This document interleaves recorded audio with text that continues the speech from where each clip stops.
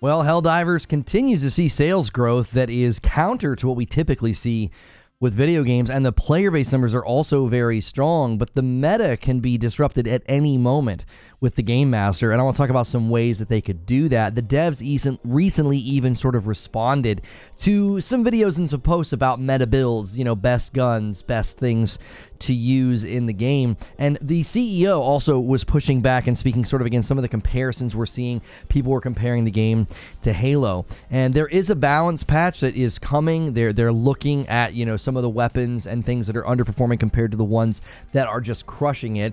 They're also fixing daily orders or daily challenges today. So I wanted to really talk about how they can disrupt the meta, and I also think they might be doing things that is going to frustrate the player base. When we're very, very close to winning a planet, they can just sort of take it away from us. And I don't think that's necessarily how I personally would want the Game Master to operate going forward, because what you're going to do is potentially disincentivize people from caring about the Galactic map, and that's sort of the meta game. That's sort of the ongoing thing happening. If at any given time they can just sort of take progress away on a planet, they're going to have to rethink exactly how that will be experienced by the player base at large. If we're doing a good job and we have momentum, taking that away, I think, is going to work sort of against the player incentivization structures that they built. I also think with disrupting the meta, whether or not you're trying to take guns that are underrepresented or overrepresented, I think they can do this without breaking the guns or the stratagems or the builds and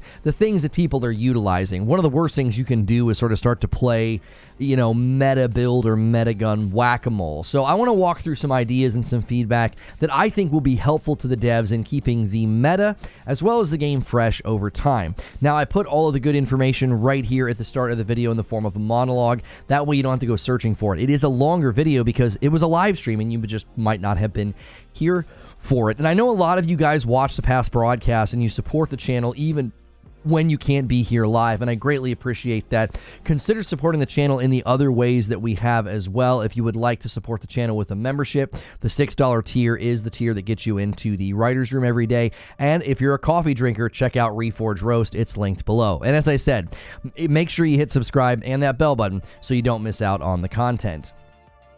Well, like any game with guns, abilities, and power, Helldivers 2 has quickly had every guide video made that you can think of. And the meta weapons and the stratagems, they're not really that hotly debated, okay? Unless, of course, you ask the devs, because they think you should just use whatever you want. They also seem to indicate that they're going to shake things up very soon with a Helldivers 2 balancing patch, okay? That apparently is on the way. Now, we have to remember, also, they have Game Master Joel, and he can suddenly change a lot of what is happening in the game, and even recently sort of took away an easy victory on a planet. And that might be frustrating some of the player base if we suddenly feel like, hey, all of our progress was taken away because you just feel like making it interesting. So first I want to look at what happened. The devs have responded to quite a bit, and they have lofty goals. They think that this game can last, and they want this game to last a long time.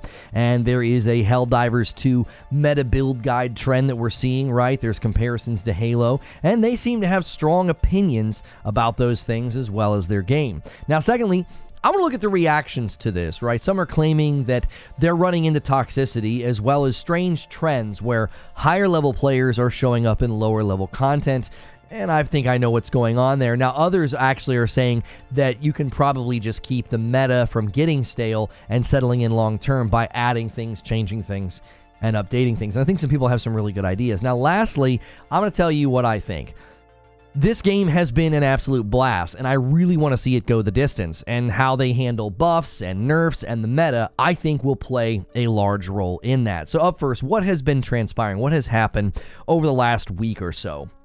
Now, in a response that they had to, there was sort of a tweet about meta builds. Arrowhead Studios had a few things to say. Now, first, Helldivers community staff member Baskinator had the following to say. She basically saw a she saw a tweet from IGN that said, here's the best build you should have in Helldivers 2, okay? And then Baskinator said the following, sort of quote tweeted and said, hi, actually, here's the best build for you to have in Helldivers 2. Number 1, whatever the F you want to bring, because it's your choice. Hope this helps. So it was sort of, it seemed like she didn't appreciate that trend. You know, IGN is not really in favor with a lot of gamers these days with their, you know, dishonest and misleading headlines, misquoting people, getting community noted.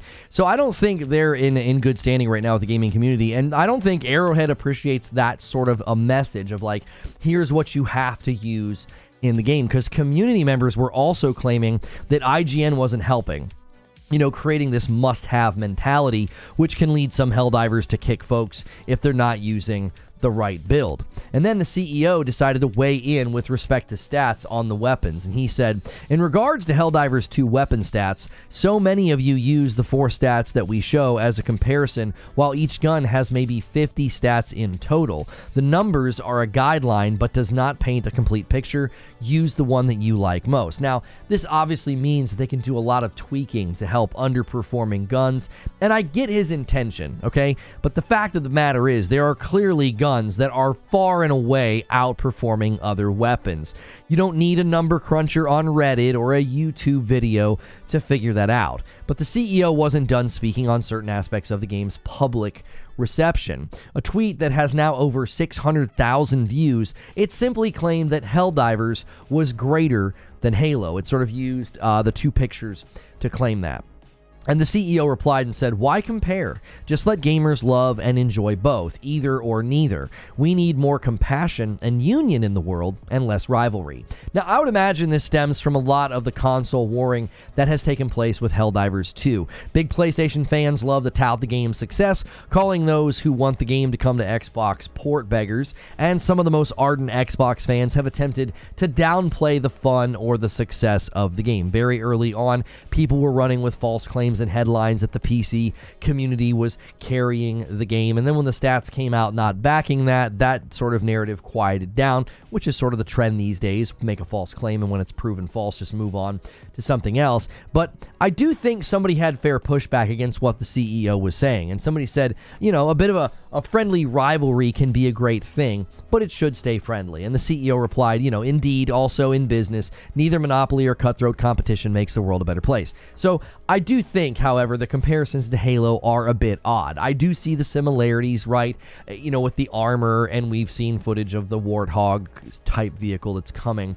But I think the gameplay loop itself is why Helldivers 2 is such a big hit. You know, those are quick to, you know, I'll point out that the vehicle footage we've seen, like, oh, it looks just like a Warthog from Halo. And I just have to say, who cares? Plenty of games over the years have borrowed from each other, and Unreal Tournament did it 20 years ago, right? They added a lot of vehicles that looked pretty similar to the vehicles that we have seen in Halo. And having vehicles similar to the Warthog or the Ghost didn't take away from Unreal Tournament 2004 being a great game. Also, in the realm of balance, buffs, and nerfs, they've assured the community via Discord that a balance patch is coming. So if you do feel like certain weapons or stratagems are just, they're not strong enough, hold out. There is some balance passes coming very soon. And they also did an update overnight that apparently has put the daily orders back into the game. I was going to put the patch notes here in the monologue. I've not seen any. No official word from Arrowhead just yet. Now, the last thing worthy of note before looking at the reactions to the meta discussion, as well as some suggestions from people about how to disrupt the meta, the game continues to defy gravity. Matt Piscatella pointed out that there is a sales phenomenon happening right now with Helldivers 2 that is virtually unseen in the gaming world. He claims Helldivers 2 US sales went up yet again during its 3rd week in the market, an honest-to-goodness inverse decay curve so far. And in his thread, he went on to say, normally, sales are biggest for a new release during week 1 and they fall over time. With an inverse decay curve, the trend reverses. It's rare, particularly for bigger games. Just saying growth doesn't explain the nature, as growth could be temporary, i.e. from discounting. And Gary Alexander, the producer from CodeSync, retweeted and he said, I don't think I've ever seen this. So you can have sales of a game go up in its 2nd or 3rd or following weeks if you're doing a sale or something like that. This has happened in the absence of any of those sort of external factors. So I mention this because it does really create, I think, some added pressure to keep the game going and to capitalize on the momentum. The Steam charts show no signs of slowing down, right, with the peak over the weekend hitting 431,000, which is just 30,000 under the previous peak of 458. And according to reports from TCMF Games on Twitter, they added up the players on the Galactic map over the weekend, and they claim that there is a new record that was hit of 750,000 concurrent players, a number only possible because of the 800,000 server capacity update that they did on February the 24th. Now, at the time that they reported this, I went to the timestamp of the tweet and I went to Steam. They were reporting, 750,000 people.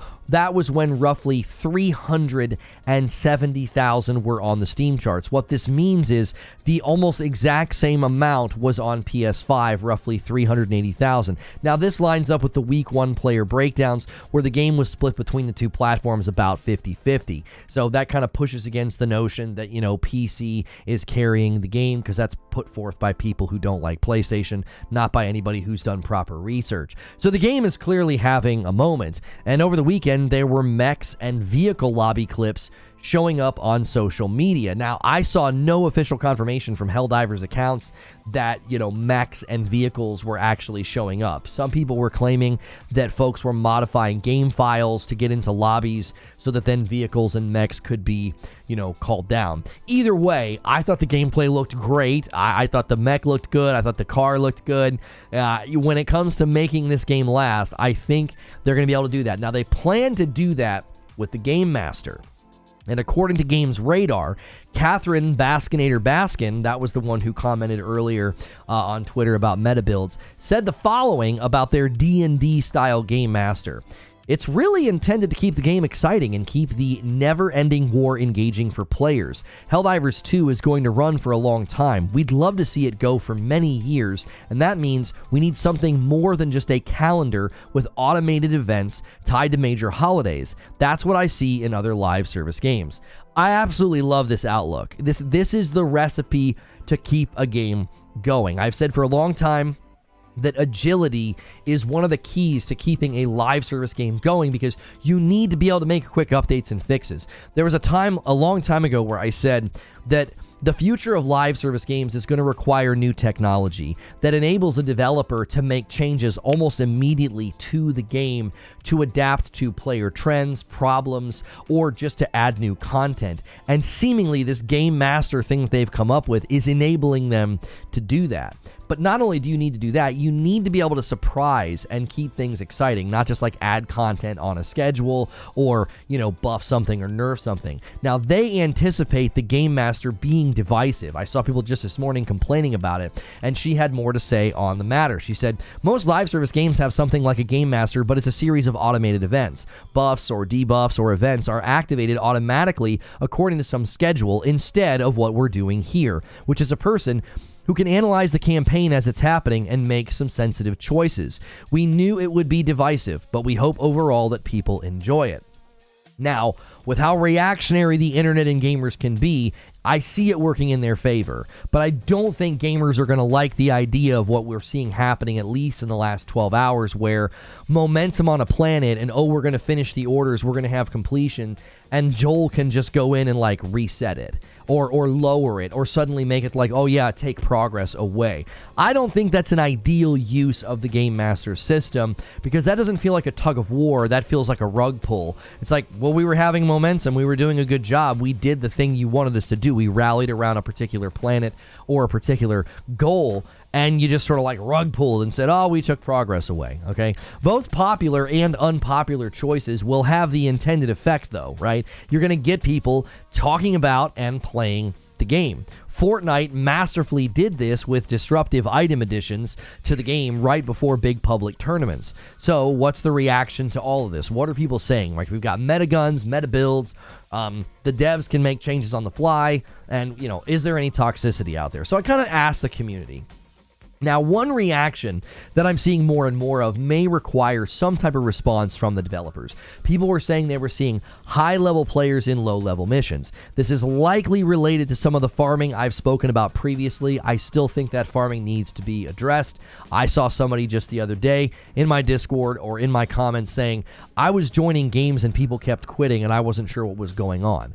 that can't become the norm. You can't have new players or fresh players encountering that, okay? And the thing I'm seeing folks say with these high-level players coming into low-level content is that these high-level players are also insisting that you run a meta build even though they're in low-level content, which that might sound strange, right? Why would a high-level player insist that you run a meta build? But if you remember when I spoke in the farming discussion, optimization to that degree tends to lead players wanting to shave off every minute they can, right? You want to get this done in the shortest amount of time as possible. They're essentially optimizing the fun out of the game. And this is obviously related to another piece of feedback that I'm seeing. People are saying, hey, I'm getting kicked from groups if I'm not running a meta build. Now, there's a variety of reasons people might be kicking you from a group. It might not be because of the meta build. Maybe they're just being a toxic jerk, right? There are people getting kicked right before extract. That's clearly just somebody being a loser. They're not doing it right before you extract because they think they need to. This is just a griefing piece of garbage, and I think there needs to be the ability to report these people. Others are claiming they're getting kicked when they first land and they're not running certain things. Folks are fighting over samples, right? And they don't realize that the samples are shared. I think we need some type of protection put into place to prevent kicking at the end. That's just ridiculous, the fact that people are doing that, as soon as you're near the end and you're going to extract. But also, you have to protect players against toxic kicking in general. Maybe some type of report. I saw somebody basically say that. I'm going to get to that in just a second. A suggestion on how to add reporting. But I'm also seeing people saying, listen, I'm not encountering any toxicity at all, right? I've got people on my Twitter timeline and in my community are like, I have not once had any encounter with toxicity. I truly hope that is the normal experience for most players, because I can't help but notice that once matchmaking and capacity issues were addressed, the player numbers rose. Now, I would guess that a lot of the players in there, they are solo queuing, they are matchmaking. And that experience needs to be protected for the sake of the ongoing health of the game.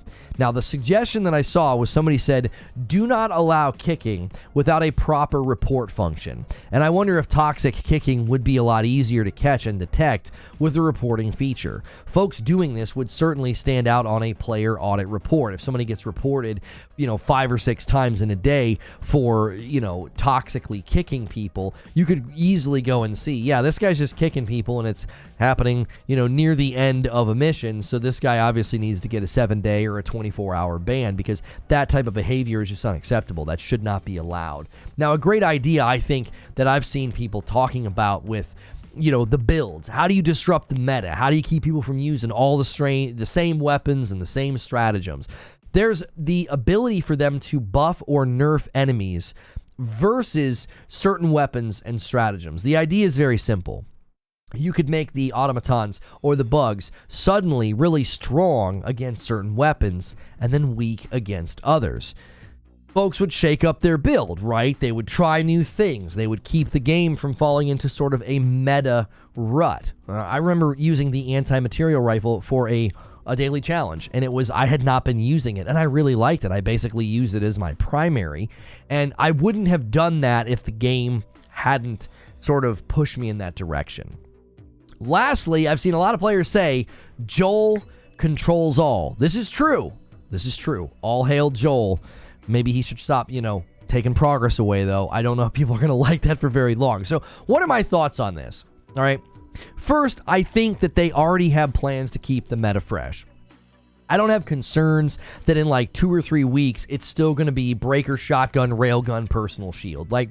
That's like the 3 common things we're seeing virtually everywhere in every guide. I don't think that's going to stay that way, especially considering they said there are roughly 50 stats on guns that we can't even see.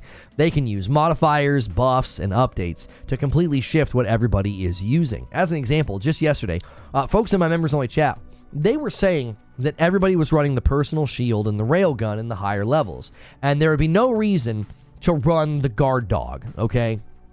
While I'm sure Joel can arrange something to disrupt all of that, I think that's something that they could really consider. personal shields could start, shorting out. Maybe there's local EMP fields that disable them. You go onto a planet and there's these EMP fields and it turns off your shield. So then you end up not wanting to use it. The railgun could become unstable and not worth using under certain planetary conditions. The guard dog laser weapon could suddenly become far more effective and overcharged under these same conditions. These are the types of things I hope they do. Not just doing like a base level nerf where they just sort of weaken a weapon, like a global change. Because you want builds to still be viable and fun, but you want to create context where people use something else for a time.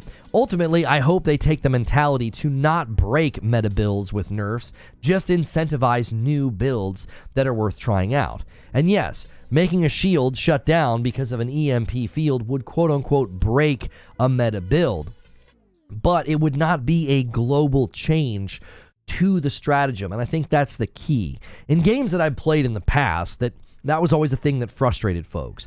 Global, or like these blanket changes to a gun, the base level damage of a gun, or the base level damage of an ability, it was always frustrating because it was a global change. Maybe something was too strong in PvP, or maybe a weapon or an ability was melting bosses. Helldivers 2 can avoid that with the Game Master, with modifiers, and with buffs.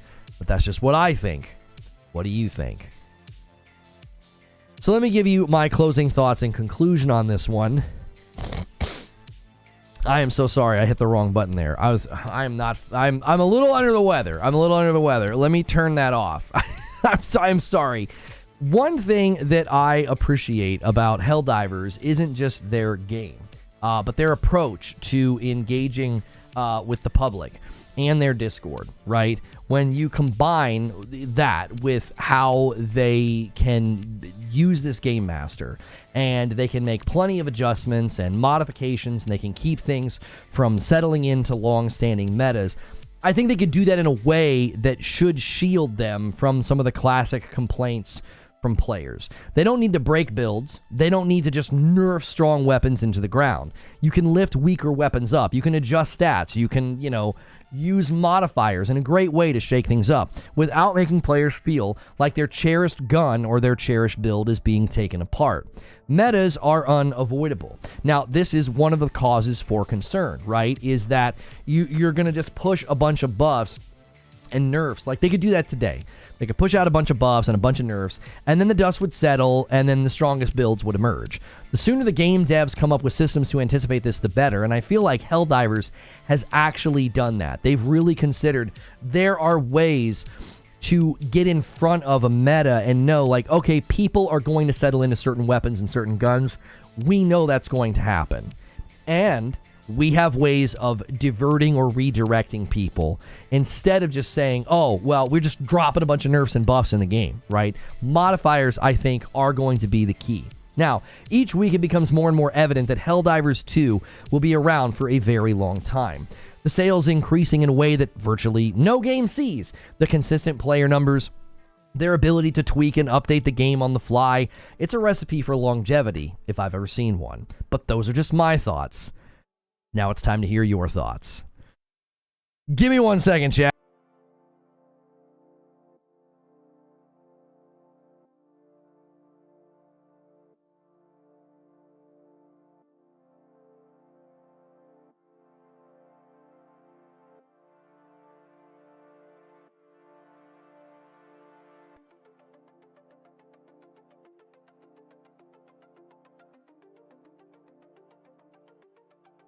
Okay, I am sorry. I'm not like under the weather, but I am dealing with some allergies, and I was like holding off on a sneeze throughout that entire time. And there's nothing worse than that, like trying to talk and like trying to and like don't sneeze, you're in the middle of a monologue. That was terrible. I'm sorry about that. I did not sleep well at all last night. I woke up probably every 20 or 30 minutes. It was terrible. And my voice is obviously not 100% either. And I was like sitting there, I was like, I got about halfway through the monologue and I was like, I can feel a sneeze. Like I can feel a sneeze coming, and I did not want to. Okay, hang on. Let me thank some fan funding here. 10 bomb comes in from Alex. Han shot first and so did you, wasting no time at all. Thank you so much. And another one comes in from True SSJ Havoc. Thank you guys so much for doing that. Let me get that bumped up here. And we are setting our sights on 3,000 members once again, continuing every week to maintain that number. And then we do a big, huge celebration on Friday night. And then Rogue Necro with 26 months in a VIP. The reason the railgun's so popular is because of heavy armor targets. They need to make more support weapons viable against heavy armors, especially on a Helldive. Right. And that's why I don't think you just need like a bunch of nerfs and buffs. They have 50 stats on each weapon that they can tweak. So what if they just made a weapon that right now is fine, but it was suddenly really strong against heavy armor? Like, give those guns and those stratagems an opportunity to shine in some of those instances. Joker Quinn gifts a member as well. Thank you so much, and takes us to the 12 spot, halfway to 25 already. Guys, every 25 I give 5, and I've been gifting right away. My question is, if they don't nerf anything, it might be the first time in history that a game went through balancing without any nerfing. I don't think it's ever been done in shooters. Well, somebody I saw put in chat said that they could just nerf the range of the breaker shotgun. Again, you've got 50 stats to tweak. So if the breaker shotgun has its range nerfed a little bit, and some of the other weapons have their range buffed or their damage drop-off adjusted, then you might have weapons and instances where the breaker would be fine, but something else would be also very strong, if that makes sense. Railgun is popular because it doesn't require a backpack. It has 0 drawbacks, and that's a problem. Yeah, but all of the weapons are like that. You can pull down a stalwart or a machine gun or an anti-material rifle. They're all that way. I don't think the weapon should suddenly require a backpack. I just think you need to ensure that there are other weapons that are also good at taking down heavy armor. If that, you know what I'm saying? Like if that's a thing that they're noticing, that like, well, everybody's using railguns for this particular thing. Well, then what you would do is you would say, well, we're not going to nerf the railgun, but why not make other weapons good at, blasting the armor off of a charger or blasting the legs off of a charger? They've got 50 stats per weapon. They don't just need to go in and do a blanket buff or a blanket nerf. Like, that was one of the things that always frustrated people in Destiny. In Destiny, there was always that frustration of, oh, this gun's too strong, it's melting a boss, or oh, this gun is too strong in PvP, and they would do a global nerf. You know what I'm saying? A stalwart can't stop a Bile Titan. No, the recoilless rifle and the autocannon require backpacks. So what you're saying, Eugene, is the railgun is at the upper level and it should require a backpack because of just how strong it is. Those are the weapons that compete with the railgun, and they require backpacks. Okay. Sometimes I run railgun and stalwart on higher levels against bugs. When you get surrounded by large swarms of bugs, the stalwart helps out a lot. Yeah, I like the stalwart the few times I picked it up when I've been like out in the wild. It feels like a really good gun. Yeah. Recoilless and the autocannon compete with the railgun, but like Eugene is stressing, the fact that the railgun can feed on general ammo pickups is a big issue. Right, that's the other issue with the ammo economy. They could make adjustments to just say, and again, you don't want to nerf something into the ground. You just want to make it to where it's not this one-size-fits-all, you'd be a dummy to not run this. Like, that's one of the issues with the meta typically is they can say on Twitter all they want, like, use whatever you want, use whatever you like the most.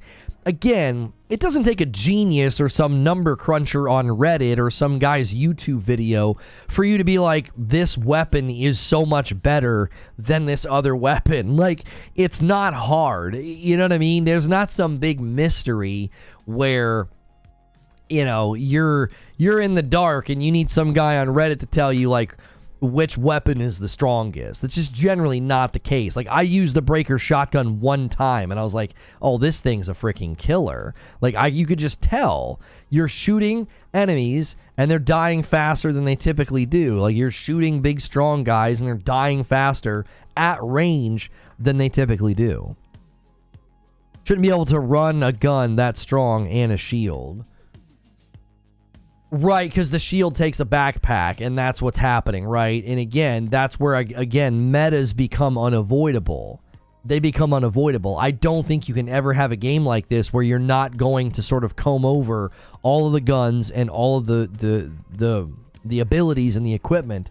You're always going to do that and find a combination that's the best.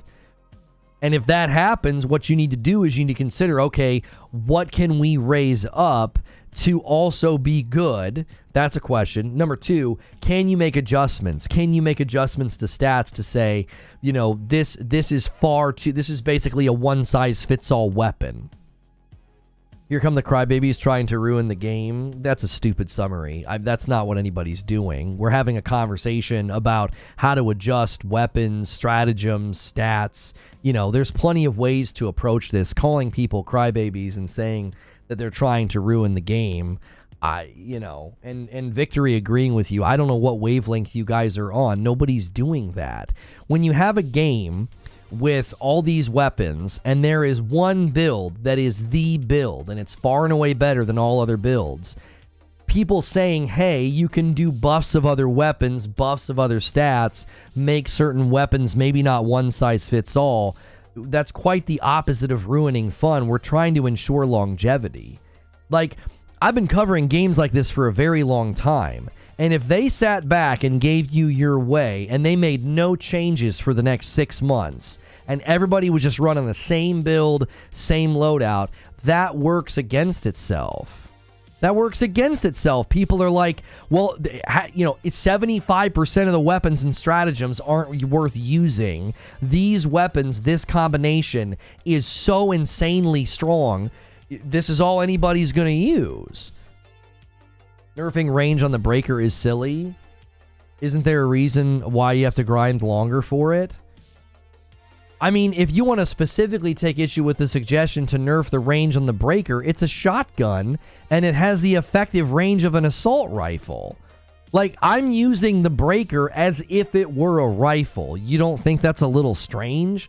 There are rifles in the game that should be shredding at range. Like, they should be shredding. There's that one single shot rifle. That thing should be crushing, and it's like, it's garbage. You use the breaker shotgun, and then you use that rifle, and you'll see what I'm talking about. Having one-size-fits-all weapons, it's not good for the game, because then that's all anybody wants to use. The breaker's pretty early in the war bond. Yeah, it's not even that deep into the war bond. We need to save that. That's a clip right there. When I shot the citizen, or no, I didn't shoot the citizen. I meleeed the citizen. That's a pretty funny clip. Eugene says it's interesting that ones being the crybabies are the ones claiming others are. That's what I'm saying. Like, if you had your way, let's just hypothetically say that you're right and we're being crybabies and we're trying to ruin the fun. And the developers are like, you're right, we're not going to change anything, you know, in the game forever. That would be incredibly boring. In 6 months, you'd boot up the game and everybody would be running the exact same build. Everybody be running personal shield, railgun, breaker, shotgun. For the most part, that'd be generally what you'd be finding. When you have, you know, heat maps around certain builds and certain weapons, nobody's advocating for them just doing blanket global nerfs. Like I said, I said in the show open, that's one of the things that always frustrated people in games like Destiny. They would do a global blanket nerf, right? They would just globally blanket, oh yeah, it's weaker now. And I said, yeah, maybe they could rein in the range of the breaker, so these and then go to these other weapons that are supposed to be really good at range and make them stronger at range, so then you could play in a way where that would make sense. You'd be like, okay, there are certain environments or fights or whatever where you can kind of hang back, and now you can use, you know, this particular weapon. That's a hyperbole of what our point is. No, it's not. You literally said that crybabies were trying to ruin the fun of the game. You can't speak in hyperbole and then get angry when people summarize your hyperbolic stance as what it is. That's what you said. If you don't like your stance being, you know, represented as hyperbolic, maybe don't talk like that. It's your own fault.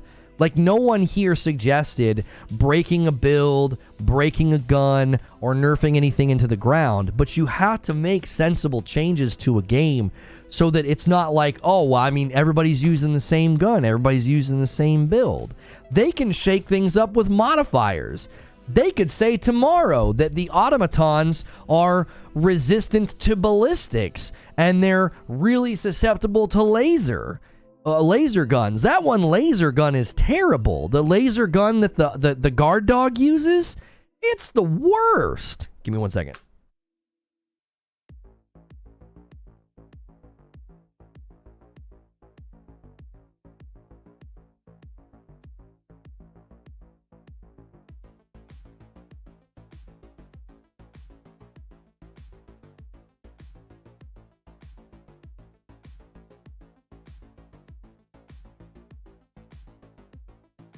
So they could use, you know, modifiers on the planets to redirect people to different builds and guns without going in and just being like, yeah, your gun is garbage now, your build is garbage now. People asking for nerfs is what I'm saying is dumb. Buff the other weapons. I've been gaming since 1988. I know gaming too. Well, you're talking like you don't, because anytime you have weapons that are far and away really strong, there's no downside to using them. You have to consider making adjustments so that that doesn't become the default way of playing the game. Like, you know what I'm saying? Like, you're acting as if, like, let's take the railgun as an example. You can't just buff weapons to make that not a problem. The railgun is literally the best weapon right now at that job. Why? You don't have to wear a backpack. So you can run the railgun, you can throw the personal shield backpack on, and that's a meta build. Like, that's just like a perfect combination. If there's nothing else in the game that can match that, buffing won't do anything. And you also can't just create insane situations where, well, if you just raise everything else up and make it and just buff everything, well, that can get absurd too. Now, I advocated that in another video, and I advocated for that today. I said, look for opportunities. Look for opportunities to raise up weapons that are underperforming. That's totally fine. You can buff other weapons, but it's too simplistic to be like, oh, it's PvP, PvE, you can just buff the other guns. Again, you're not even engaging with the problem. You're just speaking in platitudes. The problem with the railgun is that it's at a power threshold that there's two other weapons that are in that same power threshold, and they require you to wear a backpack. And the railgun is basically like a second weapon in the game because you can just pick up ammo and keep the ammo flowing for the railgun, and then you can throw the personal shield backpack on. There is not enough buffs in the world to make that not work. That you can't just do that. Like, you're going to hit a ceiling of absurdity where the weapons themselves start to behave in ways that are just ridiculous. You can get into the theater of the absurd. It's like, no, you have to keep us within the realm of the power fantasy of the game to say you can only be so strong. You can't just buff everything to basically be like, well, that's the only way to get people to stop using the railgun. Well, then you're going to create another problem. Everybody's just going to kind of crowd around those weapons. As I said, the CEO indicated that the weapons have 50 stats. That means they can tweak things. They can say, okay, this thing is outperforming every weapon in the game. Can we tweak the weapons that are underperforming, but can we also tweak this weapon? The idea that The principle of your position is that there's absolutely nothing wrong with any of the guns that are strong. I think that position is untenable. I don't think you can maintain that position. To be like, yeah, this weapon's strong, there's nothing wrong with it. I've played plenty of games where having a strong weapon, you can't just leave it alone. It ruins the game. It becomes the only thing worth using. That happened with the Ikelos shotgun. That happened with high rate of fire shotguns in Destiny. No hyperbole here. I never said don't buff or make tweaks that deepen strategy, but gripe is the immediate calls for nerfs. That's a false summary of what we've done today, and I don't appreciate it. I'm so tired of dealing with people that can't engage with the discussion and have to deal in false summaries. Nobody here said, like, these are immediate calls for nerfs. Where are the immediate calls for nerfs? How long has the game been out, Victory? What word would you use to describe immediate outside of how long has it been? Like, it's just tiring. I don't want to get flat tired by people like you. You can't engage in the discussion. You're falsely summarizing the discussion. Nobody did an immediate call for nerfs. Nobody. We're speaking to things that could be tweaked. Nobody's saying you need to just blanket nerf these guns. You need to immediately get these things out of here. To say, no hyperbole here, and then in the same message you say, gripe for immediate calls for nerfs. It's like, what? What are you talking about? And how is this not hyperbole? You agreed with Lord Horg calling people crybabies, and you said the game is fun. They are trying to figure out how to make it not fun. Like, what are you talking about? Like, you're not even engaging in the discussion. Like, that's not what anybody's talking about. Not a single person has said, let's just make it not fun. Let's just do immediate nerfs. Let's just wipe the floor with anything that's strong. It's like, let's make some adjustments here. Some of this stuff seems to be a tad imbalanced. You just falsely summarized my position? No, I went back and read your chat messages to try to keep up. That's not what I did. I didn't agree with his use of crybabies. Yes, you did. Yes, you did. You literally said, Lord Horg, precisely, you said that. You agreed with him when he said crybabies, and you said the game is fun. They are trying to figure out how to make it not fun. And then you described the conversation as immediate calls for nerfs. Like, I'm going back and reading your own commentary. Nobody's doing that. Like, people are just throwing out ideas on, like, what might need to be tweaked or why is the railgun so preferred. I didn't even realize that the railgun not requiring a backpack, Eugene said that the other day, and I was like, well, why is that a problem? Why does it have to require... He just explained it to me. I was like, oh, well, the only thing that can even remotely compete with it requires a backpack. I didn't agree with his use of the term crybabies. I agree with his sentiment. You agree with a hyperbolic sentiment that people are crying, that people are calling for nerfs, and that people are trying to remove the fun from the game. Nobody's doing that. Nobody's doing that. Like, we're trying to come up with ways to say, okay, how many total weapons are there in the game? I don't know. Let's say there's 20 weapons in the game. I don't know, there's 50 stratagems, okay? And if everybody's clustering around 1 or 2 weapons and 4 or 5 stratagems, you know, don't go to Twitter and say, well, use whatever you want. The best thing to use is whatever you like. But that's, it's so demonstratable. Like, you can demonstrate, all you got to do is grab a weapon, play the game for an hour, and then grab another weapon, and you're like, yeah, this is the only one worth using. This is one of 2 guns worth using. Game hasn't even been out for a month yet? Yeah, but nobody immediately called for nerfs. The game's been out for a couple of weeks, and people are saying some of this stuff is like the default thing to use for high-level content. There's nothing else that's even keeping up. If you don't agree with someone's entire comment, you don't follow up with precisely.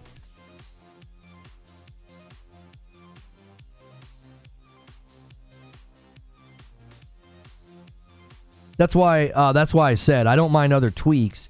You just gave examples earlier that I didn't push back on. Right, but raining... Okay, so the only example we gave was the railgun doesn't require a backpack, and the breaker shotgun has the effective range of like a rifle. It's more effective than the one rifle. And I said, well, with 50 stats, maybe they could rein in the range of the breaker shotgun. And I don't know with the railgun. I don't know if they'd want to suddenly make you wear a backpack. That might be kind of weird. We said maybe they could make adjustments to the ammo economy, right? Those are pretty minor adjustments. That's not crying for immediate nerfs. That's not trying to remove the fun from the game. That's not at all being a crybaby. That's, hey man, it'd be really cool if some of these other guns and builds were effective at the higher levels of difficulty. I mean, I'm only typically playing at like the 4s and the 5s, and there are clearly guns that just are trash. They're not even worth using. You also said that certain guns should be better on certain enemy types. I agree, that's not necessarily a nerf.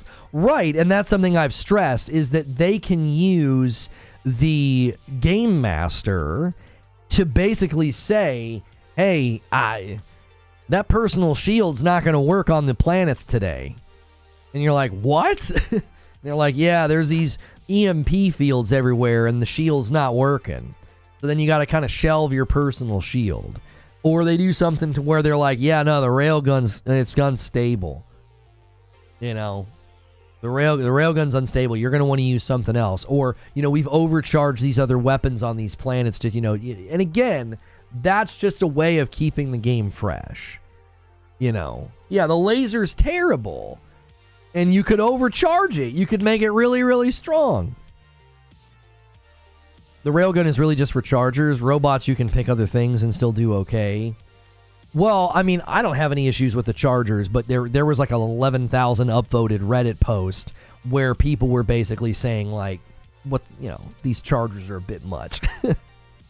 Somebody was basically pointing out, and we ran into this once. I've only run into this one time, where it felt like the chargers were in too high of a saturation for the difficulty that we were on, and it could have been a glitch. There were people saying there were some glitches in the game, and like some of the enemy saturation was getting a little out of control. You know, and that could have been a glitch. I've not had the point that the Reddit post was making was something to the effect of like, you usually have to deal with 2 or 3 of these at once, and literally there's only like one weapon that's especially effective against them. And so when you're running like mediocre level difficulty content, everybody's flocking to the exact same builds. They're worse on the higher levels. I think the fact that the shield instantly recharges is strong as well. They should just limit the recharges, so you actually have to pay attention to the cooldown. I've had to fight 5 chargers a few times on challenging. Yeah, I mean, we were playing the one time, and it was the only time I got annoyed with the game. I was like, this is ridiculous. Like, we killed 2 or 3 chargers, and then 2 or 3 more showed up. And I'm like, what is this? I was like, is something going wrong? Like, it was not a high difficulty encounter. It was so bad, we just ran away from the extract and then hid, kind of, and then all came running back because, like, you could only, again, we were at the lower levels, so we didn't have all the stuff unlocked. I didn't have, like, the beam yet that'll come down and, like, follow them. I didn't have any of that stuff. So, charges on 4 are nuts. Yeah, and again, sometimes the game, I think, glitches out. I think it just spawns too many enemies. And there's nothing you can do to prevent that from happening sometimes. It could be a server-side problem. It could be lag, where it thinks it only spawns 2, but it spawned 4. There's all sorts of things that can happen. Generally speaking, I've not had that happen very many times. It was only like once or twice. Chargers should start on 5 or 6. Yeah, I mean, generally when you're on 3 or 4, you don't have a lot of the high-level stratagems yet, so you're just running for your life. You're not really able to engage. You can't output enough damage at the lower levels when you haven't unlocked some of the heavier hitting stuff just yet. So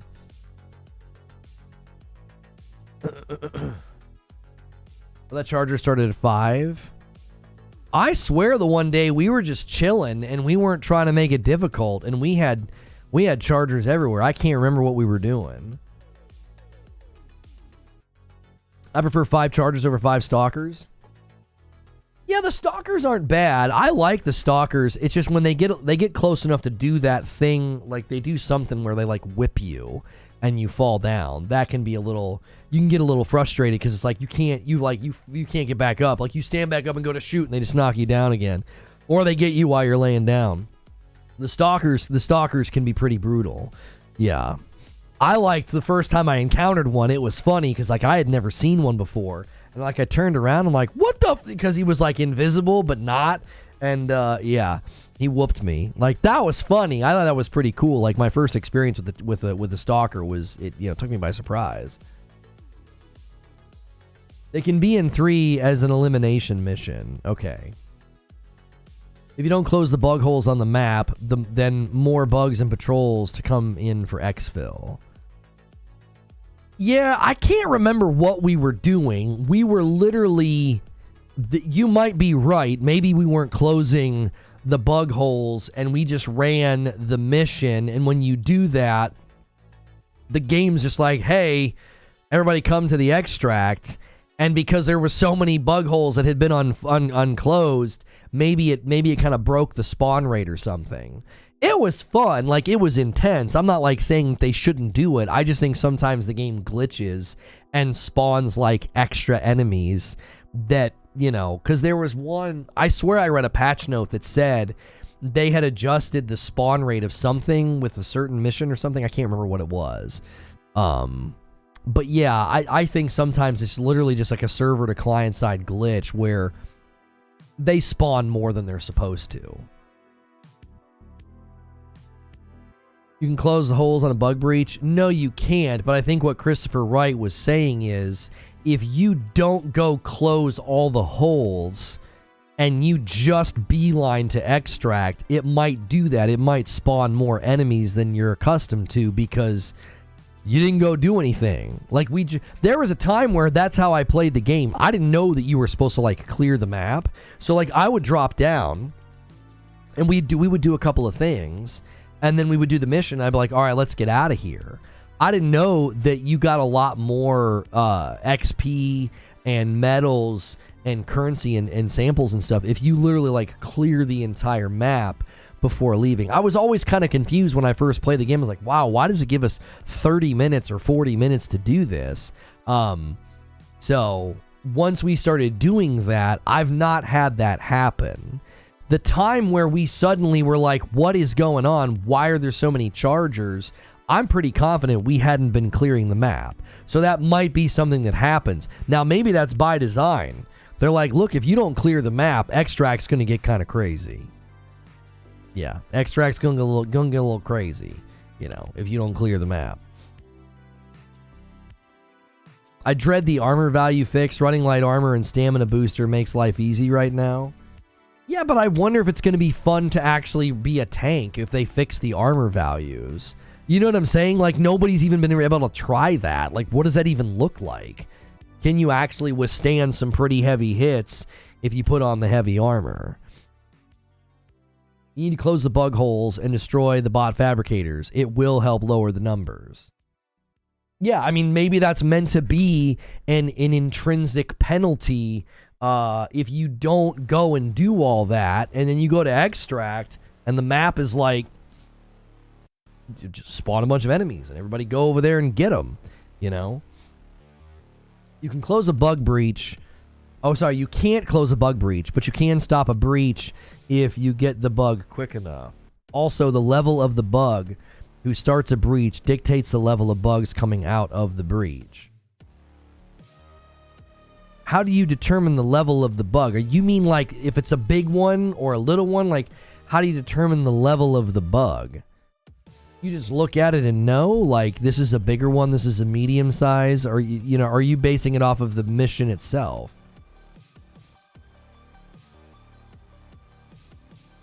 I'm looking forward to the armor fix. I'm loving being geared to fight the bigger ones. The more bug holes you close, the easier extract will be. Yeah, we started doing that, and then we would go to extract, and I'd be like, is it glitched? I'm like, where are all the enemies?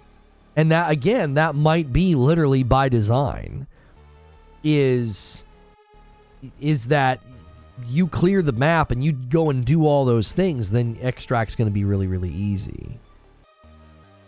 If a charger starts a breach, you'll get a Bile Titan.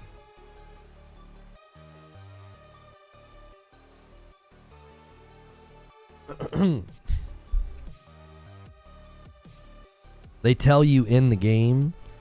I understand what he meant now. I thought there was a way to determine like the level of the enemy, and I'm like, how do you determine that? What he means is if a really big guy comes out, you're gonna get more big guys, is what he's saying. Like there's levels to the enemies. There's like there's the little guys, and there's the guys that are slightly larger.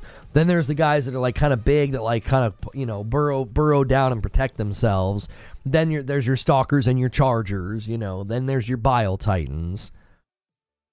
So much bud talk. We need to stop being afraid of the automatons. We need help on that side. Well, I think that people... What do you guys think about this? So it looks like Joel, in the middle of the night, just took progress away. I don't know how I feel about that. I thought the purpose of the Game Master was to change things in the game, like, hey, you suddenly can't have as many stratagems, or hey, there's more stratagems. Instead of being like, oh yeah, we just took a bunch of your progress away. I'm like, what? Like, I don't want to play the game if that's going to happen. Like, if we're all going hard for a planet, and we're like going to win, and the Game Master can just go in and take progress away, I think that's kind of stupid. Like, that doesn't make any sense. It's like, what's the point? If at any point in time you can just take stuff away, it's like, that's not tug of war. You're just cooking the books in your favor. I think the major order should be a slow progress thing.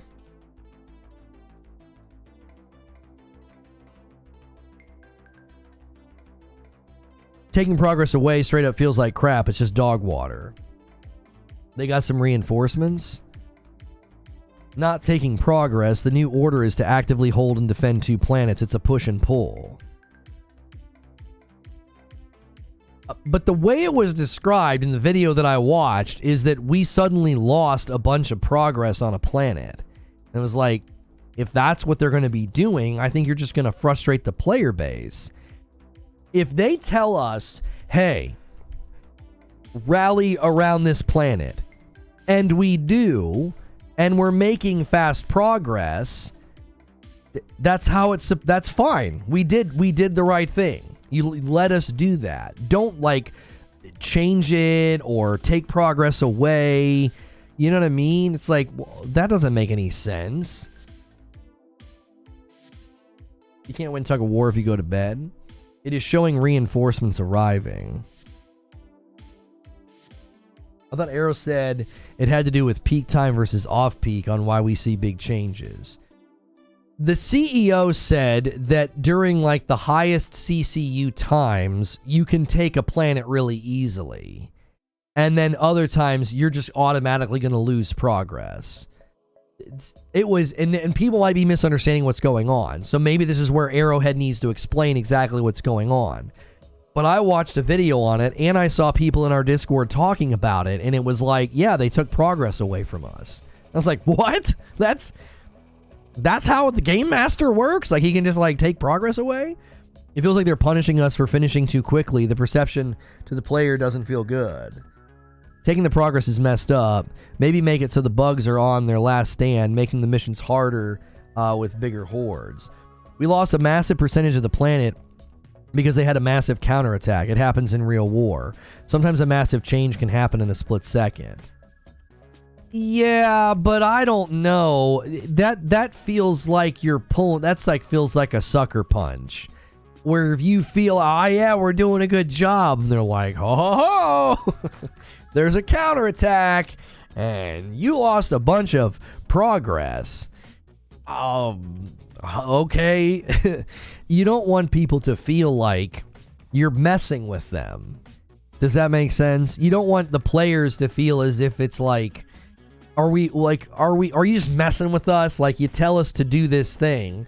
Okay, we're doing this thing. Hey, we're winning. And then you just, oh yeah, counterattack, we lost progress. In a real war, you're going to get sucker punched. It's war. It's a video game. Like, are we really going to do that thing where we're like, it's war, that's just the way that it goes? Like, that's the Sea of Thieves excuse. Well, it's a pirate game. It's a video game. Like, all I'm saying is, if that becomes a trend, I think people are going to get annoyed. They're going to be like, oh, okay, once again, we were winning and you pressed a button so that we're not winning. Like, I don't know.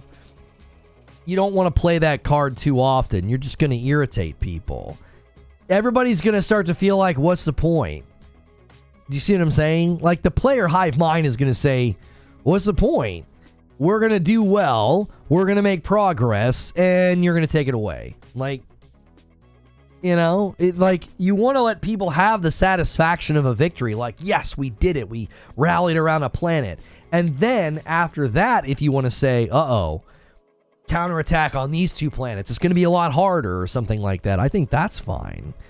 So, I posted something in the Discord chat. All right, hang on. What's this?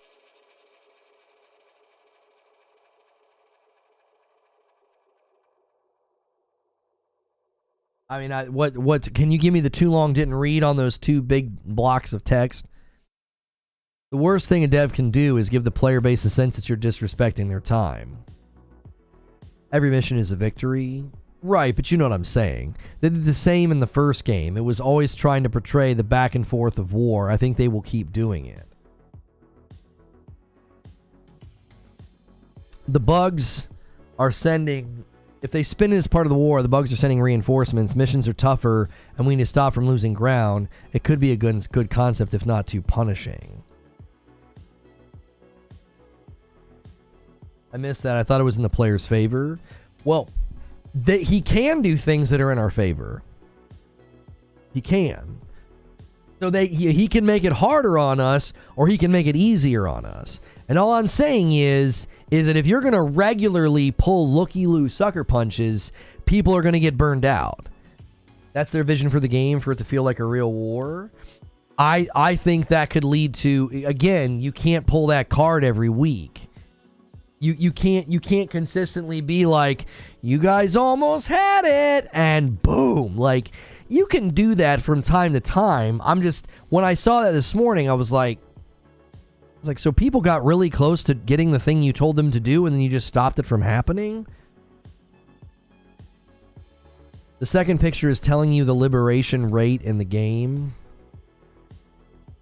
Players contribute to a planet's liberation progress when they complete operations. Currently, this is set to a bunch of zeros, like 0.001% or 0.003% per operation, ranging for operations with 1 mission to those with 3 missions. This is not affected by the number of players completing an operation or the operation's difficulty level. On average, 100,000 players on a planet tend to contribute around 5% liberation progress per hour.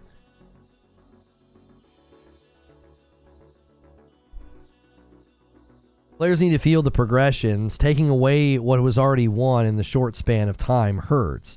Right, like, you can tell me that happens in war. Gamers don't give a frick about that. If you set out something for them to do, and they're doing it, and you're just like, kaboom, you just rug pull them, okay, like, you got us, but I wouldn't do that all that often. You're going to irritate people.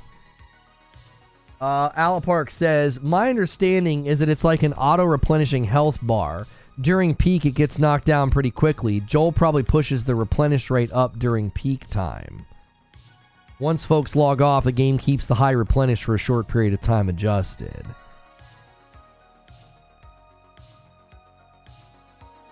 Yo, Doc says, as a Destiny veteran, you know that they have to be very careful how they make winning feel. Does it really matter, or is it fake based on how they want you to engage? Right, and that's the thing. Like, when we win and, like, I boot up and have a bunch of medals, I think that's awesome. Like, I'm like, sweet.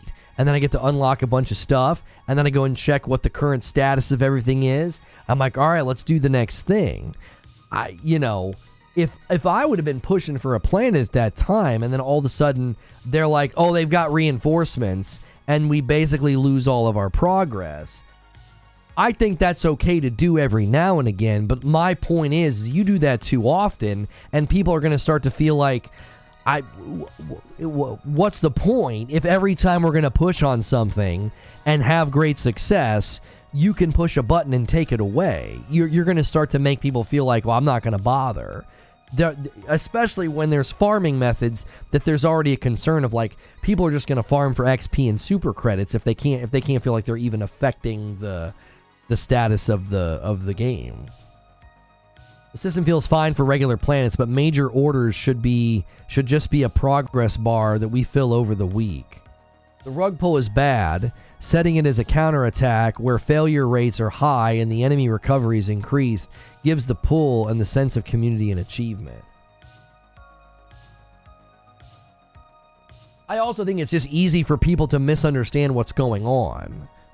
Like, if they're not actively telling us, like, they've tried to explain it, but, like, it's all this math. And it's like, the average person's not going to open up the game and do a bunch of math to figure out, like, okay, if there's 100,000 people on a planet, that's 5% per hour. That means if we average 100,000 people on a planet for a 20-hour period, we should be able to win the planet. Like, the average person's not going to do that. They're just going to go fight where you tell them to fight.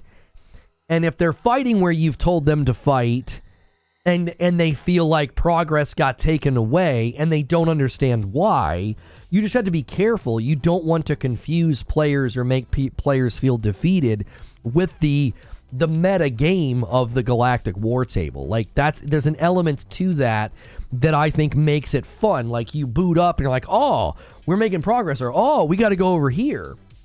And you want that to be a very understandable thing of, like, this is what we're doing, this is what we're gaining, this is how fast it's moving, you know.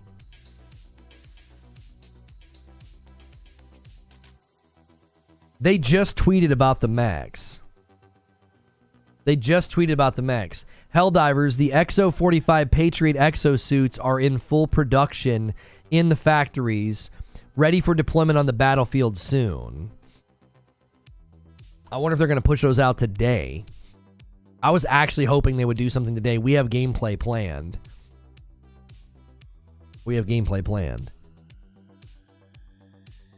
The difficulty or enemy amount should be predetermined before we have access to the planet. If we as a community take over a planet too easily, then they should make the next planet harder. That's what I was thinking, Doc. Like, if you want to have a counter attack, do it on the next planet, or do it on, like, the next 2 planets or something, instead of, you know, oh yeah, all of a sudden we're losing progress on the planet that we were crushing it. Again, I think you can do that every now and again, but if you do that too often, again, I'm taking up for the average player. The average player is going to boot up the game and be like, I don't understand what's going on. We were making great progress, and now we lost some. Give me 1 second.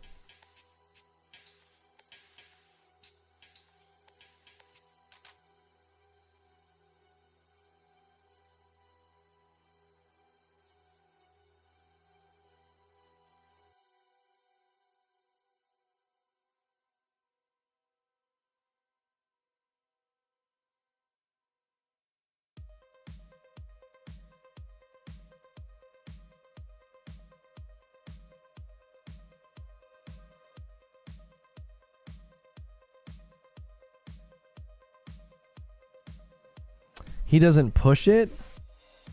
Hang on. He doesn't push it. People log off and don't play. The enemies don't do that. That's not what was communicated. What people said was they had a counter. They had like a counter attack where they had reinforcements. And that wasn't people logging off. That was something that the game master did in the game. I saw at least 2 or 3 different people say that that's what happened. This seems to be the common sentiment. There is basically... Hang on, that's so small. There's basically no Super Earth command needs us or enemies are striking back narrative anymore. It all shifted into Joel is doing GM stuff and every post about the major orders and liberation progress. In-game, there is not enough fluff to forget about and just get immersed again. I'm not sure what are they basically saying that they feel like it's all shifted to the false belief that Joel is doing stuff, or are they saying no, Joel is the one doing it all?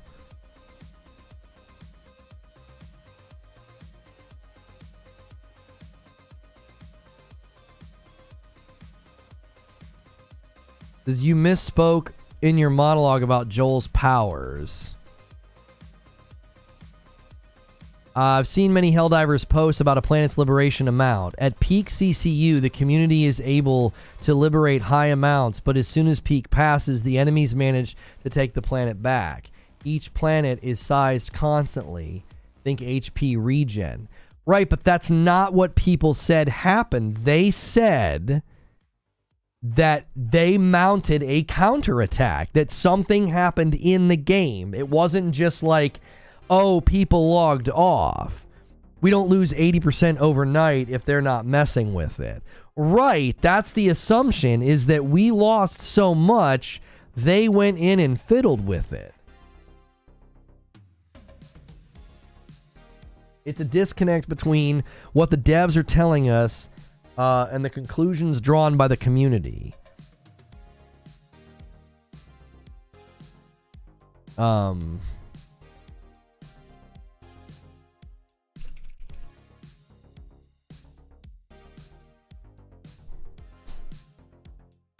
I just saw that guy. I was like, what the CEO is saying is unrelated to what I said. Joel 100% can go in and affect progress. He can. He can go in and be like, yeah, they mounted a counterattack, or, oh, it's going to be harder, or, whatever the case may be. They've quite literally said that. He can make things harder on us. He can make things easier on us. And if they're going to take away progress as a part of the quote-unquote narrative, I think that's fine. You just don't want to do that too often. Because if people feel like, we're going to be punished for doing a good job, right? The one post I saw and then the one video I saw, it was basically like, if we're taking something too quickly, he can go in and slow us down. I don't think that's a good precedent to set. That if the community is doing a good job, we're going to anticipate them like flipping a switch and being like, no, it's harder now. Like, oh no, yeah, you're going to lose progress, or oh, your progress is going to slow down. I think it's fine to do that sometimes, but you also don't want people to feel like anytime we're doing a good job, we should anticipate them fiddling with the game. That's not a good precedent to set. That shouldn't be the expectation that, oh, we're going too fast. Like, okay, if we're going too fast, then make adjustments on the next two planets that we have to go to. Make it harder, Do something to the effect of like what Doc Dark said, where it's like, oh, they mounted counterattacks on these other planets, and these planets are going to be way harder. He can change the enemy forces percentage. Maybe this is Joel's assault on the farmers. What he's doing wouldn't do anything to the farmers. Yeah, the matchmaking, I believe, has been fixed. Although, I tried to use it last night just to experiment, and my game crashed. So, I don't know. I heard that it had been much better. I don't think he literally took away progress.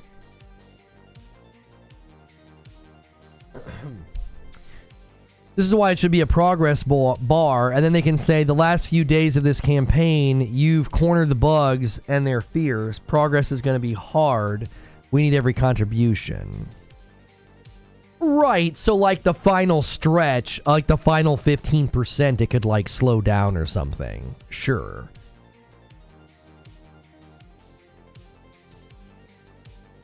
Just wait until the Illuminate show up. Oh, matchmaking was working for you last night on PC? I hadn't used it yet. In the early days, it just didn't work. Maybe this adjustment was purely because the number of players was well over the expected. I mean, that's a decent theory, Hilly. Like, they didn't anticipate this many people playing. And so they're trying to protect us from, you know, progress that's too fast or something. I don't know. You think Super Earth made the enemies for us to fight? I mean, I have no theory on that. I don't think the lore is that serious. I don't think the lore in the game is that serious. Bugs on their final stand, they're giving it their all. Yeah, you could do something with that. You could do, you know, there's a handful of things you could do to avoid it feeling like you don't want it to feel like if we do a good job, they're gonna take progress away, or they're gonna basically make it to where we slide back down the hill. You know, you don't want it to feel like doing well is punished, because that's how a lot of people would interpret that.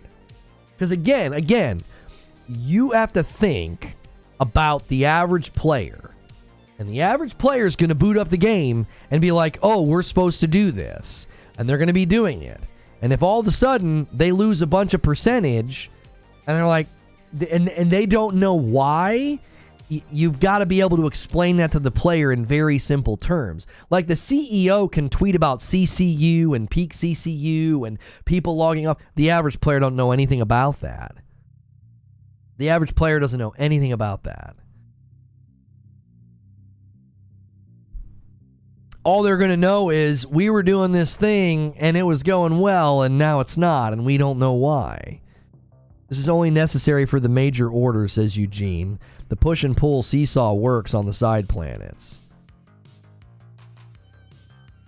What if they have planets planned with mechs and vehicles in mind, and the fast progress is going to mess up the launch of those things?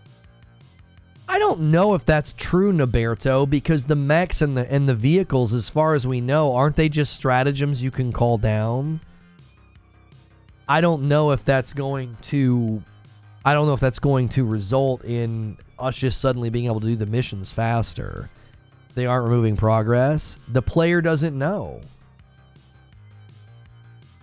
People losing and quitting missions gives percentages to the enemies. That's not true. They said that that's not true.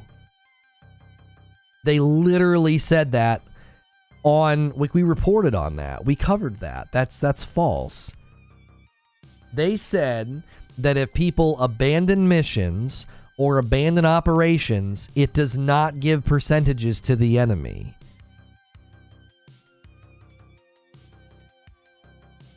And again, all the player knows is, oh, I logged in and we were doing well and now we're not, and I don't know why. Like, everybody was really surprised this morning when they were like, wait a minute, what happened? We lost so much of the percentages. And that's when I watched the video and the guy said they did something in the game overnight and they mounted like a counterattack or whatever. And when that happens, the average user is just going to feel like, oh, we lost progress. They took progress away. You can split hairs and be like, oh, they're not. It's just this or it's just that. I don't know. There's no other way we have percentage dropping then? That doesn't make sense. It makes sense if they went in and did something. They went in and pushed a button. No, if people lose, as in they die and they fail the mission, that's not the same as quitting. They indicated on that one post that if you abandon missions or operations, it does not hand automatic percentage points to the enemy. They said that. Now, I argued that if you have large pockets of people that are abandoning missions and operations, they're not contributing. Therefore, if you have large masses of players not doing that, then they're not adding. They're basically dead weight in the game. A planet went from 100% liberated, says Eugene, to 19% in less than 24 hours. I can't lose if I can't land on the planet because it's liberated. that is their thumb on the scale, which is fine to a degree, but it makes me not care about the metagame and major orders to see that. You guys see what we're talking about? Like, a planet was 100% liberated, which means you can't land on it. And then all of a sudden, it's 19%. Like he says, they're putting their thumb on the scale. They're messing with the numbers to basically take progress away. Well, that again is, you don't want people feeling like, wait, we just did that. What? It's 19%? Like, what? That's going to create that sense of, what's the point? Like, one of the biggest dangers right now is motivating people to not do the metagame, to not do the missions, to not do the Galactic War. We've already got people doing that. I've had numerous people comment on my tweets, and they're like, I join games and people just leave after a while. They're running into the farmers. They're running into the guys farming the super credits. Only losing the mission adds percent? Well, no. Think of it like this. This is how it's explained right here from the CEO, okay? Each planet is sized constantly. Think health regen. This means that at low CCU, planets lose liberation percentage. It's push and pull. So the idea being, the planet is going to constantly lose liberation. The enemy's health bar basically is regenning. So if suddenly there's a lot less of us playing, you're going to lose liberation. But the point that Eugene made was, when a planet is 100%, we can't land on it. You can't, like, land on a planet that's 100% and, like, maintain the defenses. Does that make sense? Are you saying sized or seized? I mean, it says sized. He might have meant to say seized. This might be a typo. Each planet is sized constantly. Think HP regen. This means that at a low CCU, planets lose liberation percentage. It's push and pull. I'm just reading the tweet. I don't know if he put a typo. He put a typo.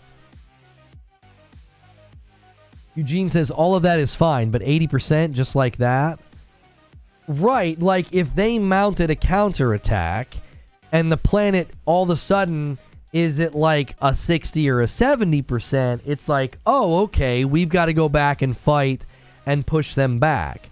But to go from fully liberated to 19%,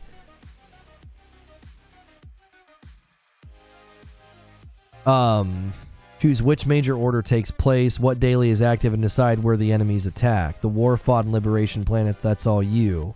We can also reinforce planets if needed to give temporary equipment to the entire community.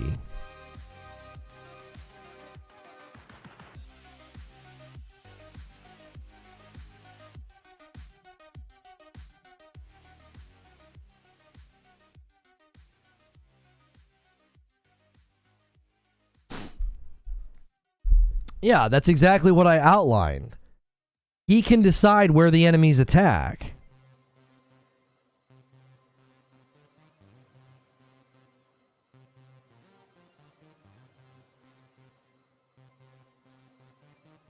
Did they fix this? Yes, that was qualified, Fuzzy. We reported on this. That person is incorrect. When they said quitting after only half the op counts as a loss for Super Earth. And somebody else came along and said that is not true. They said that no, when you quit an op, you do not automatically hand a victory to the enemy. They came back and corrected what that person had said. We reported on this in two different ways, during our farming coverage and on the Helldivers Updates channel.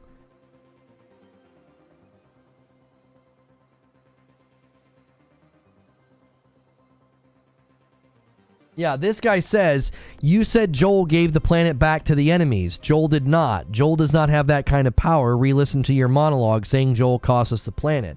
And then he quote tweets the CEO saying that Joel can decide where enemies attack. He 100% gave a planet back to the enemies. He 100% did that.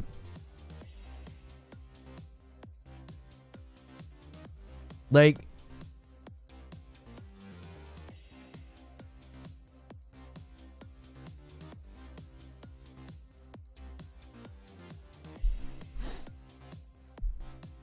he can decide that all of a sudden this planet is now overrun. They mounted a counterattack. That's exactly what happened overnight. Like, I'm not saying he shouldn't do that. I'm saying that you got to be careful doing that too often. You're going to make people give up on the metagame. They're like, well, we just got that planet and you took it away overnight.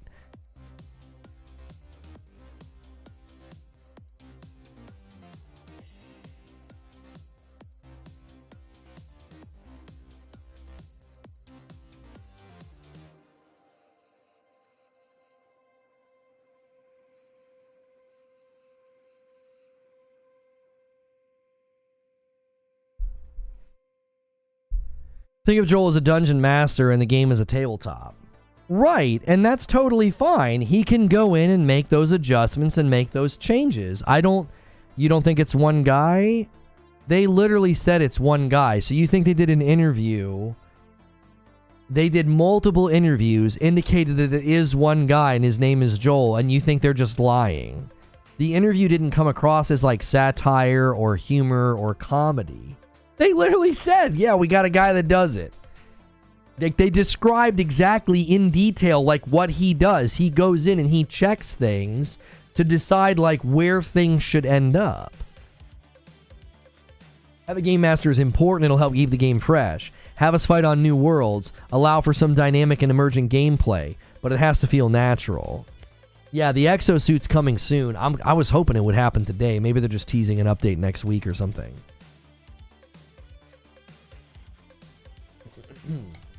In the first one, they would do it every few weeks or so.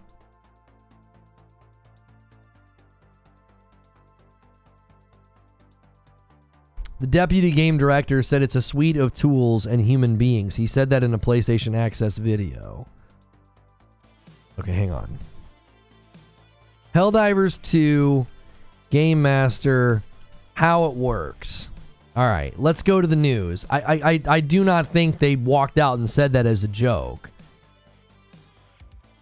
Screen rant. Helldivers 2 Galactic War is actually controlled by only one person. Helldivers 2 developer Arrowhead reveals that the intergalactic war of Super-Earth is controlled by one employee with the title of Game Master. CEO Johan Piletz, I'm not sure how to say his name, noted that Dungeons & Dragons has been a major influence. It's the same format when you build that for millions of players. It's just that you can't get as personal with every individual. Hang on. Joel's job. There have been sudden moments where maybe one planet was too easy or was too hard, and Joel had to get up in the middle of the night and to give the automatons a bit of reinforcements so the players don't take the planets too quickly. Do you see? Like, they're talking about a real guy. That they wouldn't say that. Joel may have a team under him, but he's the man.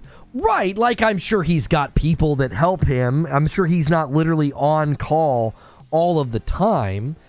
But in those early days, he might have been, because they were trying to keep things going. They had people working long hours because of server capacity. I mean, it literally says that he gave the enemy reinforcements because we were taking a planet too quickly. So Joel's in charge of a team doing this. Sure, I can see that. But that's not the way they described it right here. He had to get up in the middle of the night. That doesn't sound like a team. It sounds like he got a ping and was like, oh, I'm going to go push a button to slow things down. Is Joel an AI? I don't think it was a real guy. Why would they describe a guy getting up in the middle of the night if it's not a real guy? And you guys are on one today. Some of y'all are on one. We're arguing stuff that just is so pointless. Like, they literally say in this interview, he's only one guy and he's just not sleeping, sending me messages at 4 a.m. They're recounting real things that have happened. They're just lying to the public about something that doesn't matter? That doesn't make any sense. Right here, Baskinator says, that's why we have done an emergency expansion to the GM's team. He's only one guy, and he was just not sleeping. I remember over the launch weekend, he was sending me messages at 4 a.m. because we were the only ones still awake. So they're trying to expand his team because it was only one guy. They didn't lie. They didn't say it to be silly or goofy. It was a real thing. Now, sure, by now maybe he has a team. But when all these interviews took place, think about it. They didn't think they were going to have this many people playing. They thought, oh yeah, Joel can take care of that. He can check it a couple times throughout the workday. He can check on it in the morning. In case of an emergency, he can get pings in the middle of the night. Well, the game exploded, so they're like, well, shoot, Joel's going to need a team of people to manage this. He can't be on call 7 days a week for 24 hours a day. He'll go nuts.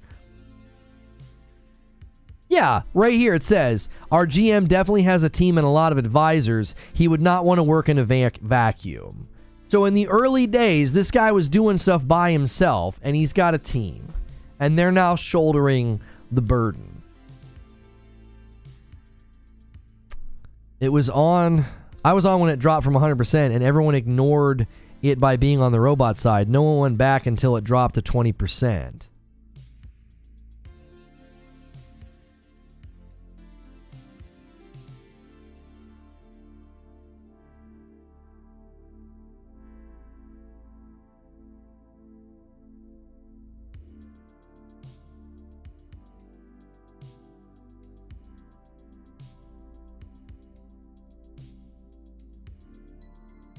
Here you go. It dropped abnormally fast because Joel, or the GM team, deployed reinforcements and a counterattack. Literally what I said in my video.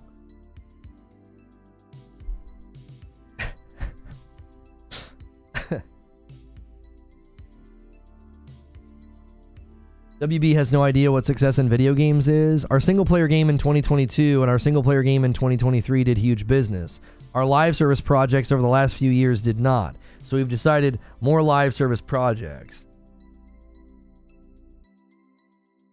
I think this guy's saying, I think what they need to change is if it's a major order, the planet should be available even if 100%.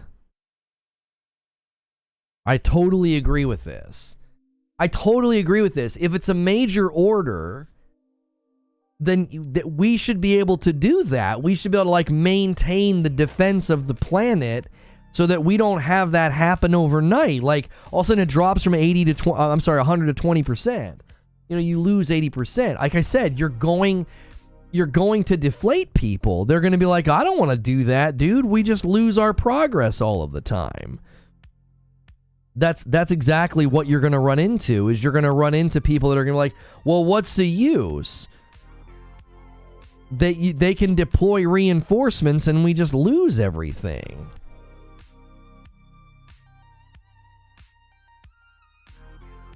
And nobody paid attention to the counterattack until it was too late. This is a good thing. They have a learning algorithm observing the player base, and Joel references that data to make changes to the player's games. Well, he can't make changes to your individual games. He can make changes to the Galactic War Table. When they first described this, months ago, before the game was out, they made it sound like he could go into your individual games and mess with you. There was an interview where I was like, that sounds crazy. I thought they were going to mess with streamers or something. Like they were going to go in to a streamer's game and take their stratagems away or give them more or something. So I thought they were going to mess with people. Well, no, he can mess with the Galactic War Table. He's affecting the narrative and how the story plays out. We should just be able to steamroll the universe. Nobody said that. You're putting words in my mouth, which is the pointless way to discuss and have a back and forth. Like, that's been really tiring lately. Just don't do that. Like no one has said we should be able to steamroll. Nobody said that. So I'll say something very basic, like, if they do this too often, you're just going to discourage people from going to take a planet because they're going to be like, well, we took a planet fast, and so they did a counter defense and we lost the planet, or we lost 80%. Or once it gets to 100, you can't land and maintain defense. And your response is, we should just be able to steamroll the universe? No. We also shouldn't have to deal with questions like that. Like, that's not what anybody's been intimating. Nobody has been claiming we should be able to steamroll the universe. We're okay with the tug of war. We're okay with the back and forth. Nobody's against that. My concern is if it's constantly this idea of, if we're taking a planet too fast, or we've earned a planet too quickly, that they are going to go in and make that either difficult or take that progress away. You are going to disincentivize people from doing the thing. They're going to be like, what's the point? Every time we make a ton of progress, they just take it away. Every time we're doing a good job, they slow us down. You don't want to constantly have that be how the game plays out. You want to feel like you've had some victories. You want to feel like we've had some momentum. Now, if they're trying to keep us back because they don't want us to just like completely, like, basically overrun everything, and then the whole narrative just like dries up and it's like, yeah, you guys beat all of the planets. I totally get that. No one has indicated a single time today that we should just be able to steamroll the game. Like, we should just be able to win every planet that we set foot on. Nobody's arguing that, not even in the slightest. I see your point, but I like the dynamics. I like the dynamics too, but having a planet go from 100% to 20% seems like an overreaction. Why wouldn't you have them mount a counter defense on like another planet? Or, I don't know. It just doesn't seem like that should be the going trend in the game. That progress can be just snatched away that quickly. It shouldn't feel like progress is constantly taken away by the push of a button. It should be more dynamic and more emergent. This is a live service game. We are discussing what it'll take to keep us engaged long term because it's a live service game. Right. Yeah, you don't want people feeling like, well, who cares? Every time we do a good job, they just take it away. I'm not saying that they've been doing that. I'm saying I would avoid this as the response. Like, even in their one interview, they said, if we're winning a planet too fast, he's going to go in and slow us down. Why? Like, why? Like, I understand maybe doing that sometimes, but the way they worded it, it was like, that's not an emergency. If we're taking a planet too fast, who cares? Let us do that. Let us celebrate that.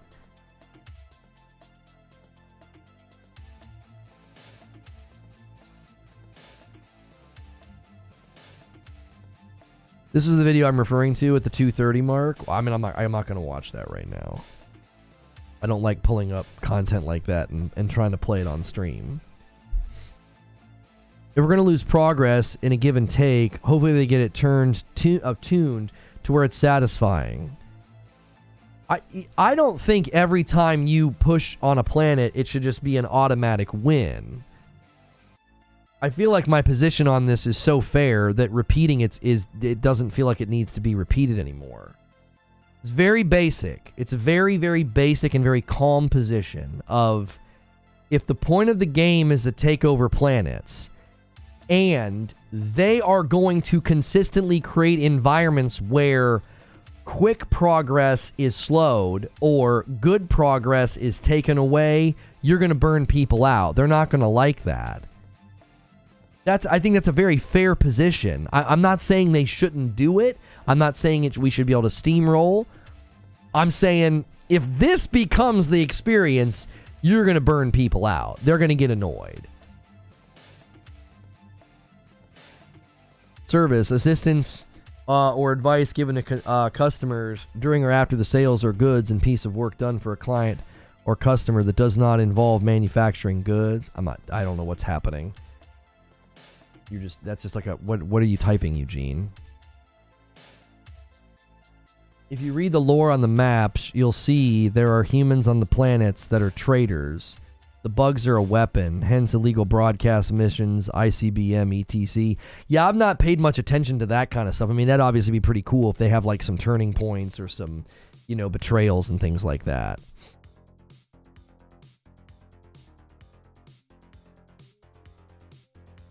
If this were a real battle, wouldn't the opposition increase the defense or change strategies?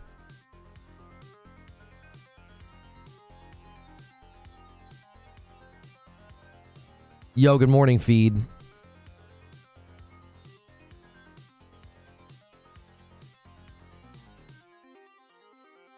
No, I think this is one of the weirdest live streams I've ever done. I don't understand the wavelength people are on. I really, truly don't. Very moderate feedback on weapons at the beginning of the stream was met by name-calling and hyperbole. About we're trying to ruin people's fun and we're crybabies. And now we're like, if you do this too often, you're going to disincentivize people from engaging in the Galactic War. And people are like, well, wouldn't that happen in a real war? And it's like, it's a video game. Like, it's a live service video game. No one is going to want to boot up the game and say, every time we have fast progress, they slow us down. Every time we make good progress, they take it away, and they're going to say, but that's fine. That happens in war. Like, that's not a pushback. No one's going to say that's okay. I was breaking down what live service means. You missed the first point. Oh, you're saying it's a live service game, so, like, we're a part of the equation by giving feedback. Right. It adds immersion for me. Right, and Lone Wolf, they can certainly do that. They can certainly say there are times where there'll be counterattacks. There'll be times where, they ramp up the defense and they slow us down. And that gives you that immersion. 8th or 7th time today. If they do it too much, it will burn people out. That's my position. That's it. The most pedestrian, most basic position I could have is that if they do that too much, you're going to burn people out. That's all I've said. I've not said they can't do it. I've not said they shouldn't do it. I've not said we should be able to steamroll planets. I've just said, you got to let us have some momentum sometimes. You got to let us take a planet really quickly sometimes. That's fun. Right? If the mentality is, as the one interview indicated, this guy woke up in the middle of the night to ensure that we couldn't take a planet really quickly. He went and pushed a button to be like, nah, they're taking this automaton planet too quickly. Well, who cares? Let us do it.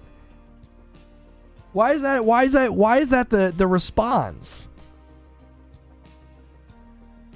They have?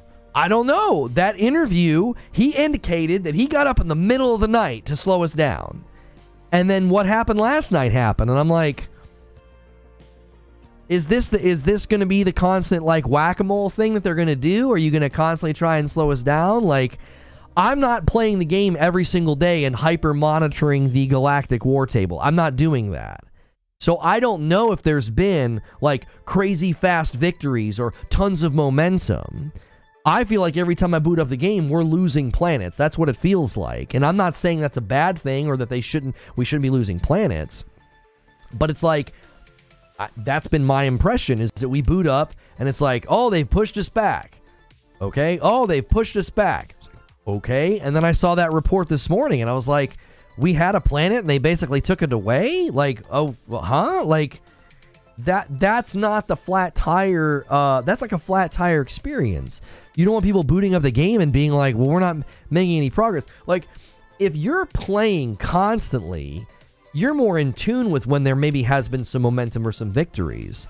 I play a couple hours in the evening, take a couple days break. I was gone over the weekend, and then woke up this morning, saw those videos, and saw the feedback, and I was like, I hope that's not like the running trend of like, you're going to just slow us down arbitrarily every time we're doing a good job. That doesn't seem like a good... And I get you want the push and the pull, but I don't feel like that's a good trend to set.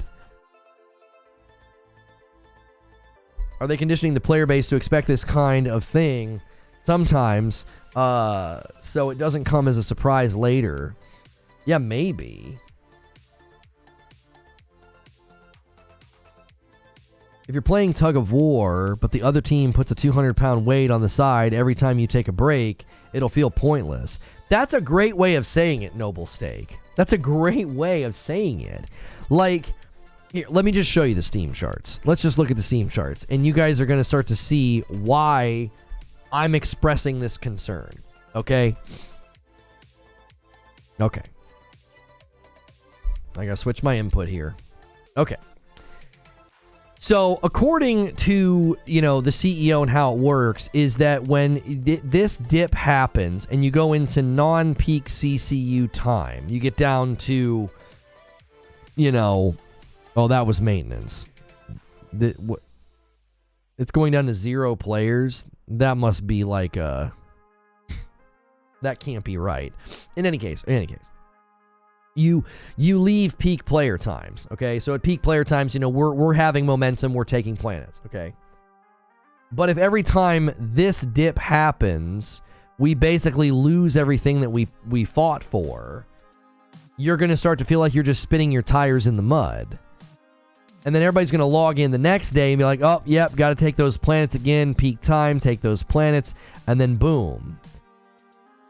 Like, you can't basically set it up to where the overarching progress in the game feels non-existent. Does that make sense? So if the peak CCU time, we make all this progress, and that progress gets erased overnight, what Noble Steak is saying, like... If every time you take a break, you feel like there's this huge 200-pound weight put on the other side, and all of a sudden you lose all your progress, that's going to make people feel like, man, I don't understand. I don't feel like we're making any headway. Eugene says, my second comment is the real disconnect in my opinion. We're talking long-term, and others are worried about their session tonight. Hang on. Chrome keeps doing this weird zoom thing. There we go. Eugene says, the game has the potential for players to put thousands of hours in over several years, and we're providing feedback as to how to make that possible. Meanwhile, others are trying to maintain their fun for the next week while we're discussing the long tail. Right, I can't help but do that. Like, I put on my live service long-term cap, and I'm like, you're going to kill momentum if this becomes the pattern in the game. People are going to be like, we're not making any progress. We're not doing anything. It's definitely something new to the industry. There's definitely some baby steps to finding the sweet spot to keep the game engaging.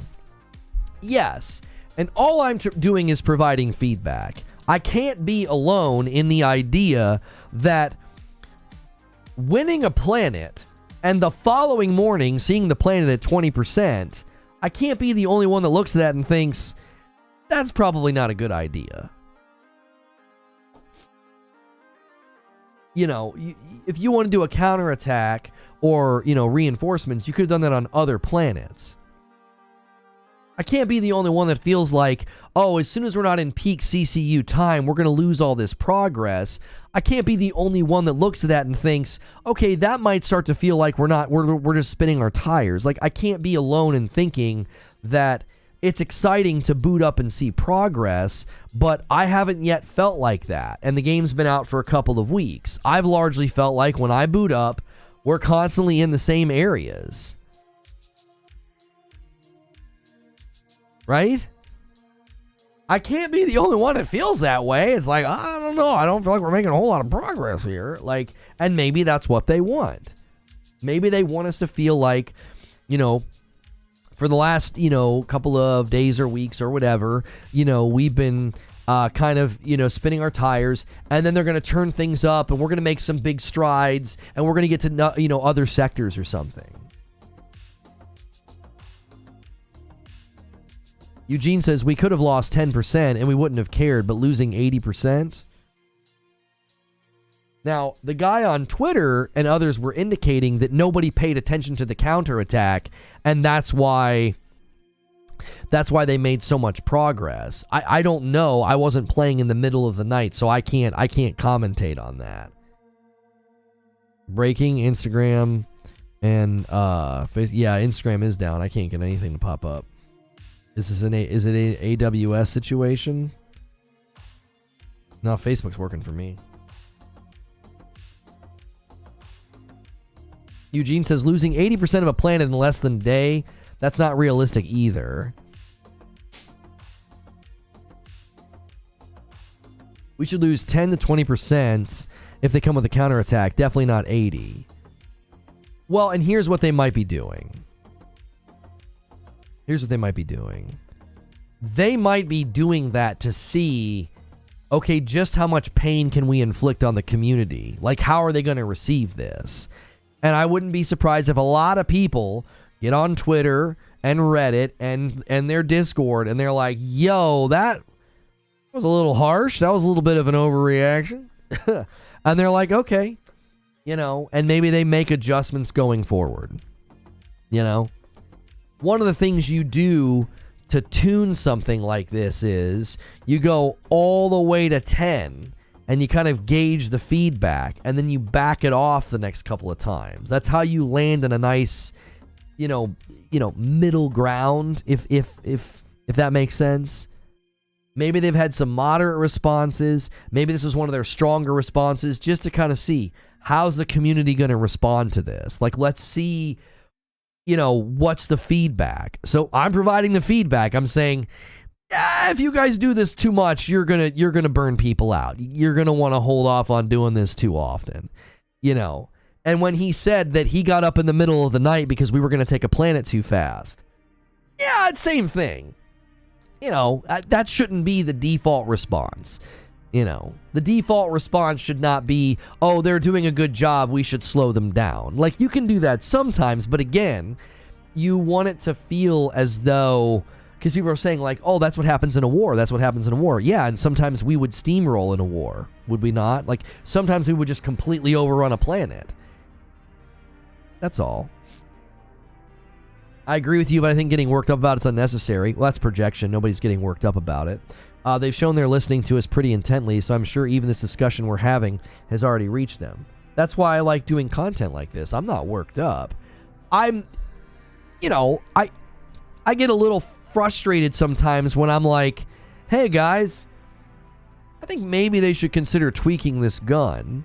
And the response is, bunch of crybabies are going to ruin the fun. And it's like, wait, what? Like, I didn't say that. Later in the stream, I think if they do this too often, it's going to burn people out. So we should just be able to steamroll planets? This is war after all. What? Do you see what I'm saying? It's like, I didn't feel like I took extreme positions. I felt like they were pretty moderate,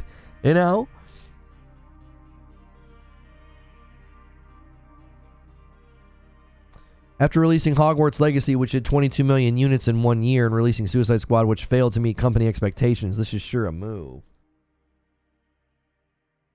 Yeah, I feel like the companies like that are trying to pull the quantity move. Like, they're trying to basically throw as much live service at the wall, and they hope something's going to stick. I think they're going to be met with a lot of disappointment and financial loss. Silver Subaru says, you want the shifts to feel organic, and I think they will try different things to see what works with having more players than anticipated. That's probably true, Silver Subaru. Is the reason they might be turning the dial way up and being like, okay, let's see what happens, let's see how they respond, is because maybe they didn't have contingencies for this many players. They're like, there's anywhere from 600,000 to 700,000 people playing during peak hours. That's way more than we expected. Do you know what I'm saying? Like, they might be literally trying to fine-tune this just because it's just way more than they expected. This guy just replied to me on Twitter and says we're back to 100% that quick. Well, we're at 91 on the major order for Angel's Venture. Can you guys verify that that's true? That seems like a glitch or a bug. So we dropped all the way to 18% and we're already back to 100?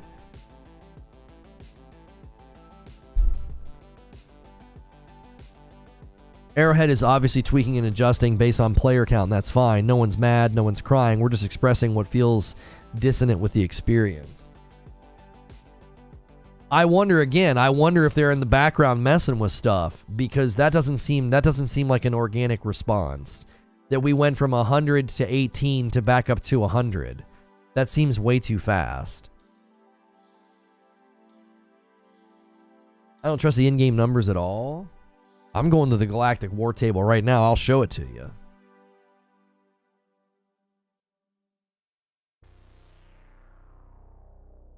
No, you're fine, Lord Horg. We were having a conversation, and I've always feel like when people talk like that, like it shuts a conversation down. It's like, you know, I didn't see anybody saying anything that crazy in the chat, you know?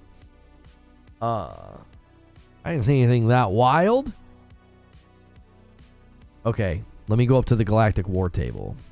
Like, you're good. I'm not mad at anybody. It's just like, you know, these are the streams I really enjoy. And I felt like we were getting kind of like sidelined on stuff. Okay, where's Angel's Venture? Which planet? I'm trying to find it so I can show it to you guys. It's over here on the right, isn't it? Because it's showing now on the major order that it's 100%. How far back is it?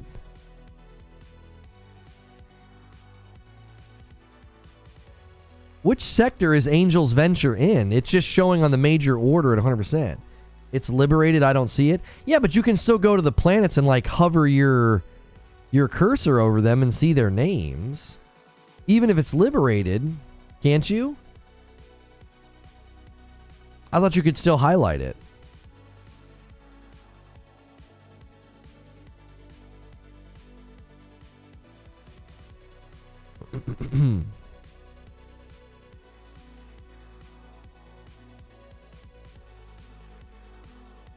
Oh, there it is. There it is. Yeah. I got it. Let me change inputs here for you. Yeah. Angel's Venture, I went past it. I was like back here. Angel's Venture is 100% liberated. That feels like something happened. For us to go from 100% to 18 to back up to 100, like I feel like they're tweaking stuff.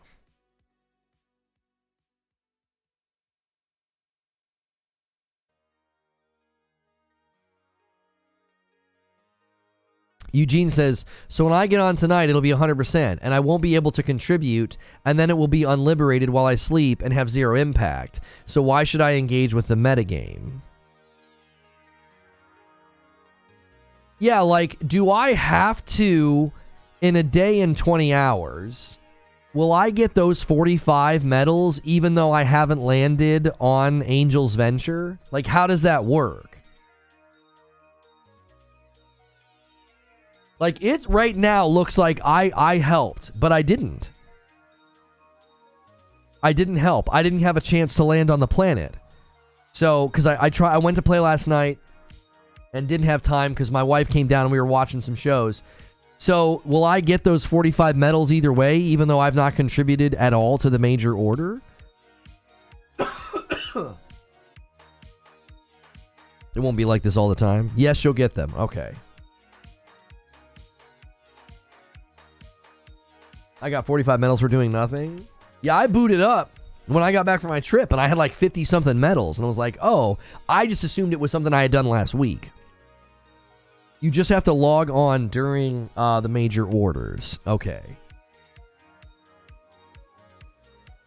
Noble Steak says, that's what I meant. We were getting into the weeds, back and forth hair splitting. I just don't want people to have a negative feeling towards the game when I think it'll be better within 2 weeks.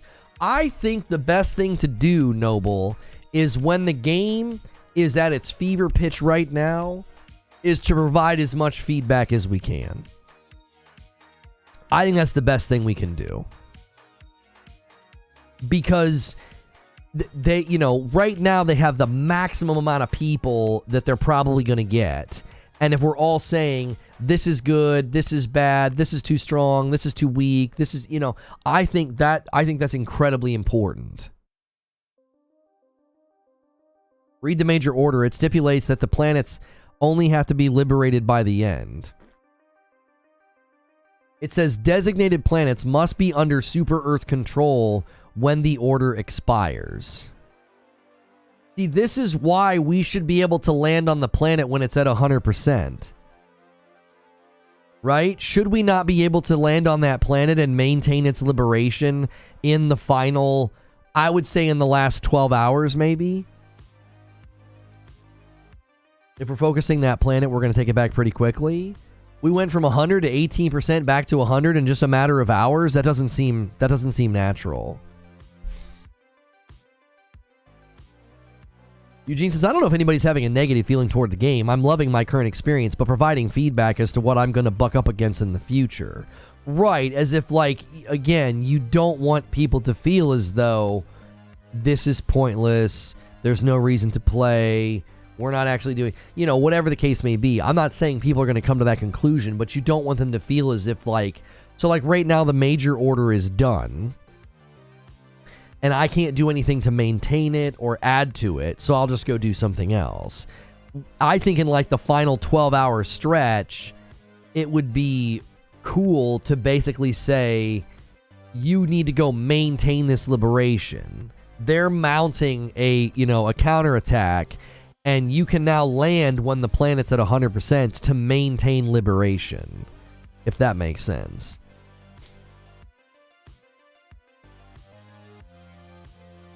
When we lost the planet last night, over 300,000 players went immediately to the planet. So you're telling me that we lost this planet overnight and 300,000 people swarmed the planet? Because he said if you have 100,000 people, that's roughly 5% per hour. So you're talking about 15% per hour, which if we dropped to about 20, that means you would need... 4 would just be 60. You would need like a fifth, about 5.5 hours. At what time was it at 18%? It didn't go to 18%. They enacted a defend order. Well, they enacted a defend order and it dropped rather quickly, and people said that it got as low as 18%. Again, I'm just I'm just saying back what people have reported to me about it.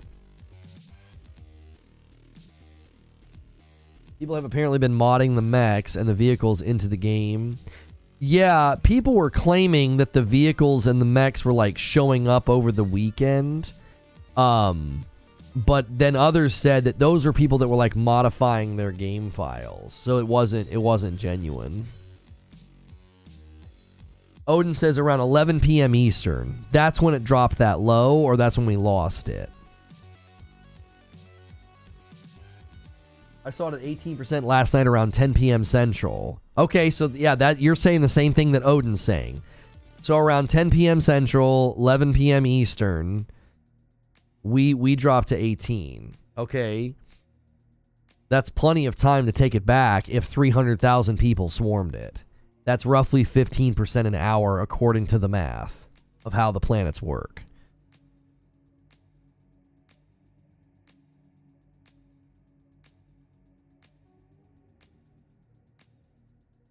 Wait, Jazzification says, I saw 2 and I did not mod my game. Okay, were you playing with your buds only or did you matchmake?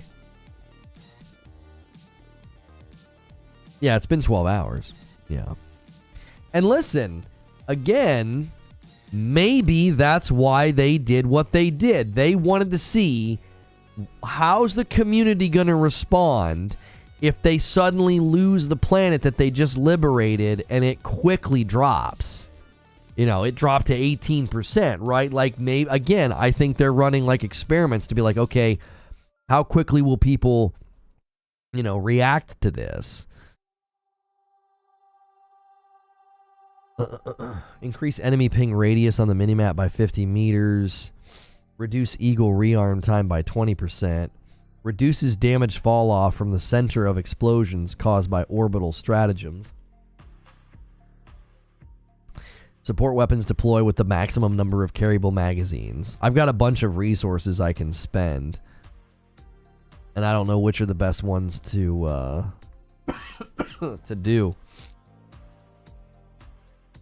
People love the bugs. You give major order and the number gets crazy. I do feel like people seem to like the bugs more. They do seem to like fighting the bugs more than the robots. That does seem to be pretty true.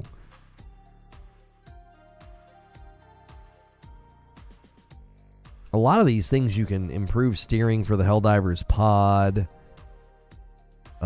Advanced construction. Increase health of century. Oh, I need 5 of the rare. It says I have 31 medals right now. Oh, that's right. I'm saving up for the Liberator Penetrator. I just wanted to see how that one felt.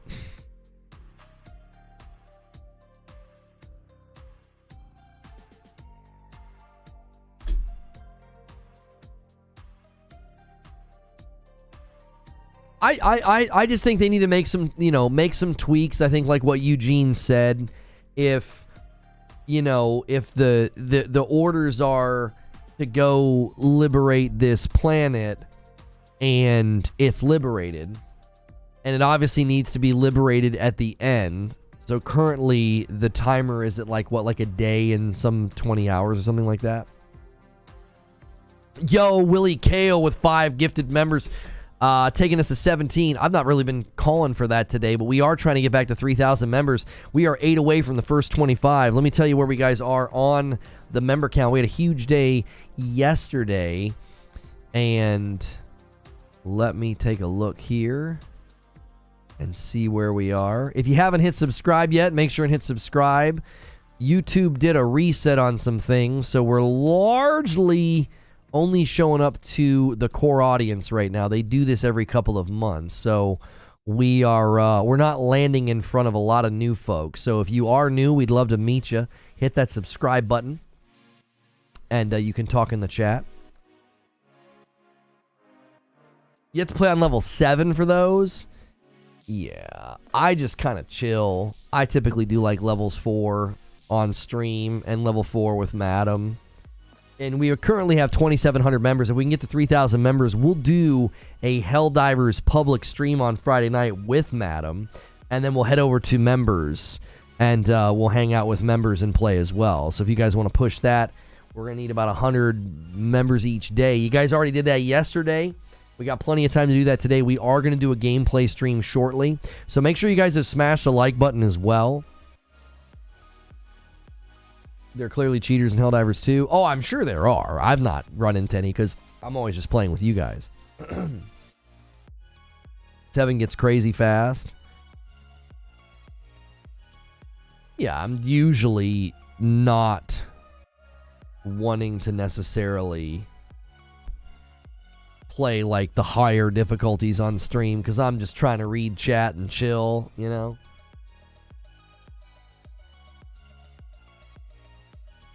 This back and forth is great. It reminds me of the old Destiny days. Now all we need is for you to just sit at the war table during the stream. Yeah. This just needs to be, this is our new orbit stream, They can really get close to Earth. I've not actually gone in here and looked. Yeah, I mean, they've got all kind of planets here that they can get really close.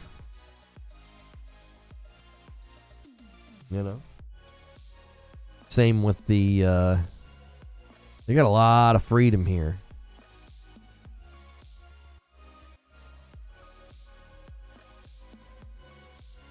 The Sol System. Mars. Like, I wonder if they're going to take the story back this far to where we're actually, like, protecting Mars at some point. You know what I mean? Yo, Dumpy. 12 months in a VIP. Says, thankful to be here. Thank you so much, dude.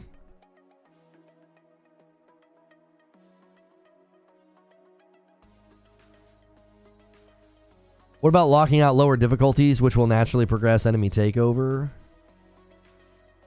We dropping? Yeah, I was going to set it up. We didn't do like a members-only AMA today, but... All I know is last night, automatons and bugs on challenging or higher. The enemies were randomly there surrounding us. No drop pod or bug breach. Yeah, we had that happen in one game. I think it's just lag. I had one game where that happened. Where you... Like, literally, it was like, oh... those enemies weren't there a second ago, and all of a sudden it's like, pff, they were all sudden there. I had like a charger like right in front of me. Game just lags sometimes. I've not had that happen a bunch, just the one time. Odin with 9 months in a VIP, only 9 months, but I'm usually here every day. Love days like today. Can't wait to see where this game is in a year. I appreciate that so much. And guys, make sure YouTube's been really weird lately. The likes aren't saving. We have roughly 500 people, and I'm like, hey y'all, let's get some likes, and the like count doesn't move. So make sure it's saving your like. That's abnormal. That's not normal behavior on the platform. My chat just disconnected and reconnected, and we're just not seeing the typical results that we see on the platform. And I think they have just once again tweaked some things, especially when the chat does that disconnect reconnect thing. I think they're doing more front end UI changes. So Patrick Q with a gifted member, thank you so much. Taking us to 18 on the day.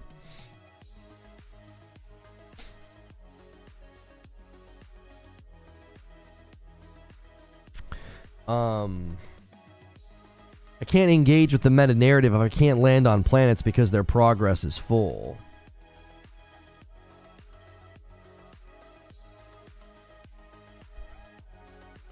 I don't apologize for stuff I say, but like I like Lono so much I did that today.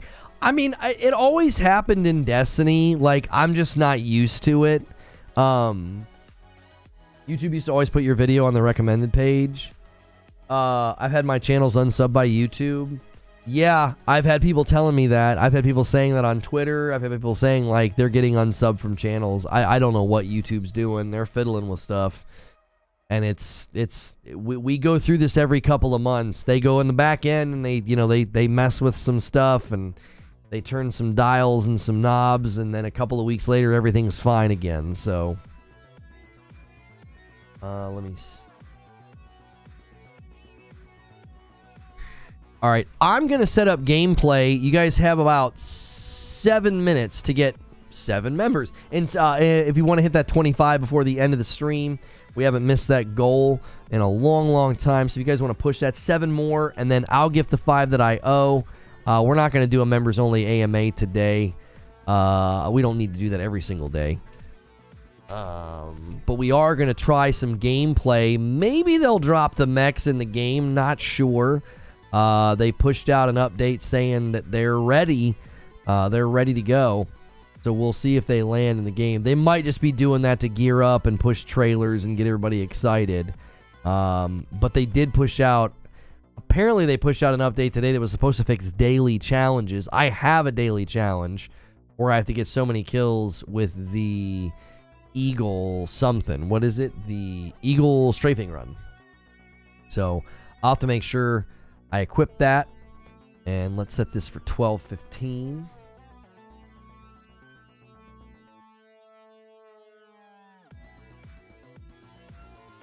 I want to see something catastrophic happen to Super Earth in defense mode and the draft implemented. Why can't we get paid our middles even when they're liberated? And if they launch a counterattack and we take that over, we should get like bonus pay.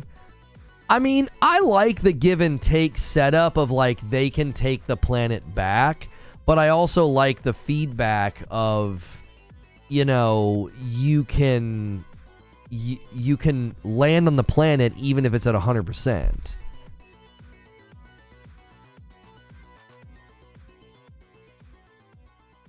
Like and again, maybe not right now, because like right now, it says that there is 1 day and 20 hours left on the major order, right?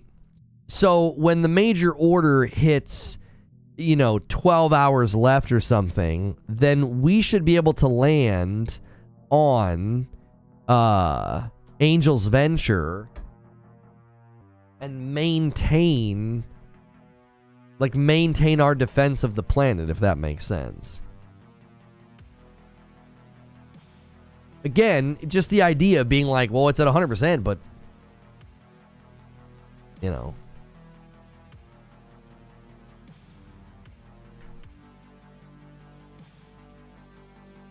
We can't do anything when it's at 100%. We're just like, okay, waiting, and then they mount on the counterattack. Okay, let's go fight. You know, and then if you're not around when they mount the counterattack, you're like, you didn't feel like you partook in whatever the current major order is, if that makes sense.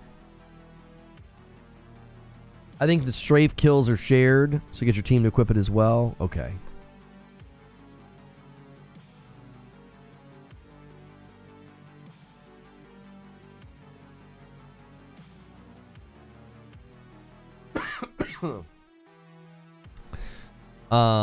Okay, let me feature this video. Yo, my man Raijin, he's like, come on, boys. We've not missed this 25 goal in well over a year now. Takes us to 23 out of 25. Shouldn't be able to 100% liberate the major order planet before the final day. I don't... Yeah, like you said, maybe it's a progress bar that we just like are filling up over time. Like maybe. And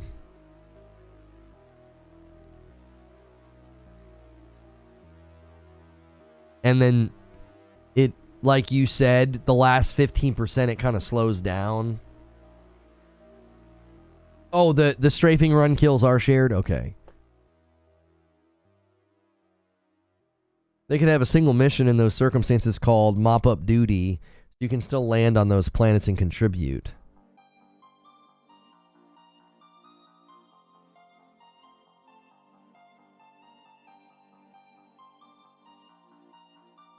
I am of Helldivers 2 thanks to cheats. I can't push out 10 orbital lasers like the cheat does. I'm not sure what you're saying, Vedger.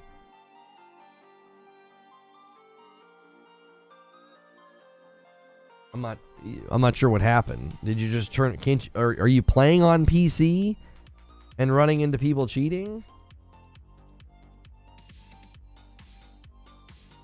Strafing run's pretty good. I was using it for a while. I liked it. I switched to the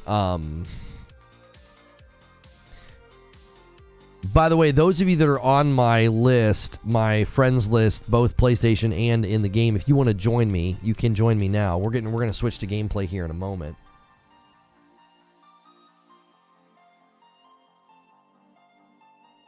Just increase enemy spawn rates. Don't rewind the progress meter randomly because we're winning. What's the current conversation? Man, we've been all over the place today. We've been talking about the Grandmaster, the Game Master, and like what he can and, you know, should or shouldn't do in the game, and we've been talking about like how major orders and winning planets should potentially work. We've been talking about like buffing and nerfing weapons. Yeah.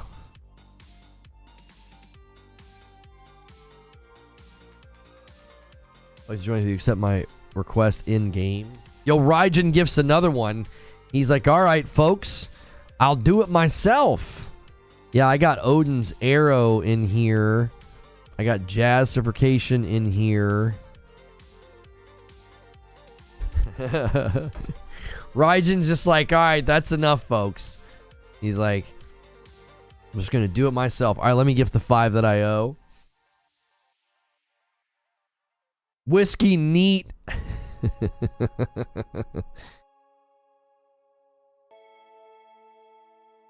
What it looks like if you turn off your watch history. Yeah, if you turn off your watch history, YouTube looks crazy. Whiskey neat, Agent of Chaos takes us to 26, but then Parasito comes in with the 10 bomb and takes us to 36. With the next goal being 50. Never enough. Another one comes in from Lord Horg and takes us to 37.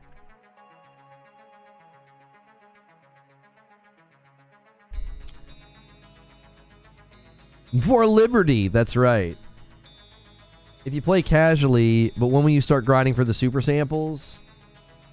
I don't know. I may never. I don't need them. I don't need the super samples. I mean, I don't need those I don't need those like high level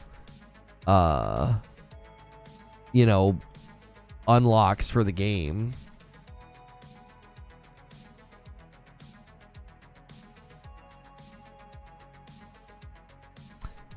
That just doesn't matter to me. Like I'm fine if I don't ever get those. Like I could see us doing that, like if the support for the game continues and we feel like we can do gameplay and we feel like we can do regular shows or whatever.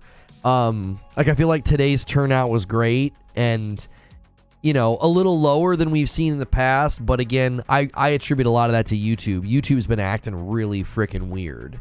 We're just not seeing the normal treatment that we get from the website, like when we go live and talk about like a relevant topic, and it's because they just did like a reset on the back end, and when they do that it takes like a week or two for things to get restabilized. So I've been very pleased with when we want to talk about the game or play the game. I feel like turnout's good. I feel like that Friday night we did with PvP games, that was really fun. That turnout was good. We have a Helldivers updates channel that's doing pretty well.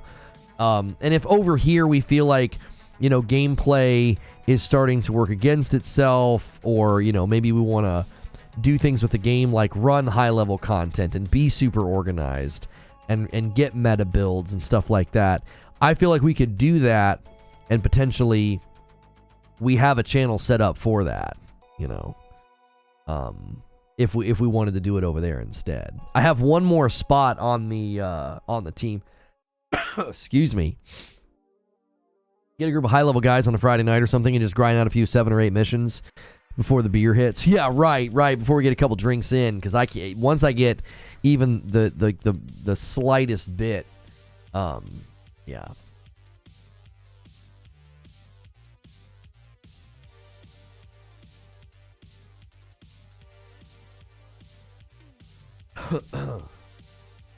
If y'all need a fourth, I can hop in. If no one else is on, one of the others join up. Generally speaking, on days like today, Infinite, you don't need to worry about that. It's not like a member stream where you need to like leave room for people. I just like to fill it up and go. Yeah, I mean, I appreciate you leaving room for folks, but looks like Twitter's having trouble too. I wonder if AWS is having trouble today. Maybe that's why YouTube's acting goofy. My Twitter notifications are completely empty. Facebook and Instagram were down earlier today. I've been disconnected from chat a handful of times today. So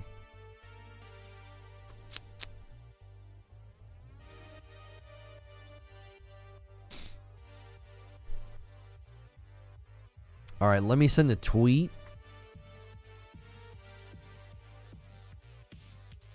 That we're going live with some gameplay.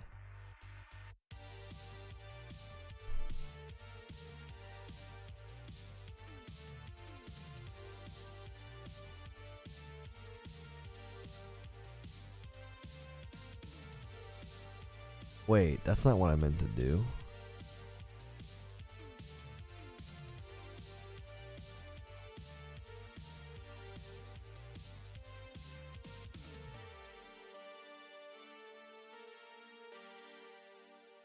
Okay.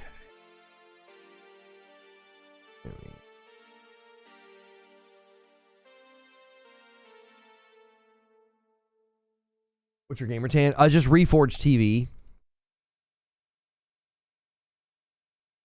Hades is coming to iOS and Netflix on March 19th.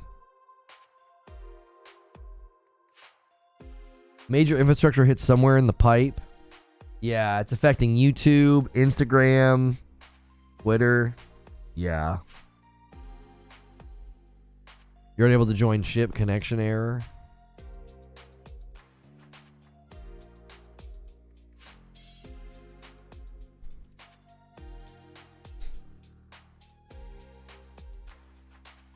Yeah, I knew something was going on when I kept getting disconnected from chat. Like it says, I don't know if you guys have ever seen that. It's like disconnected from chat, reconnecting. And I'm like, what the heck's going on, man? Solar flare? Yeah, I don't know.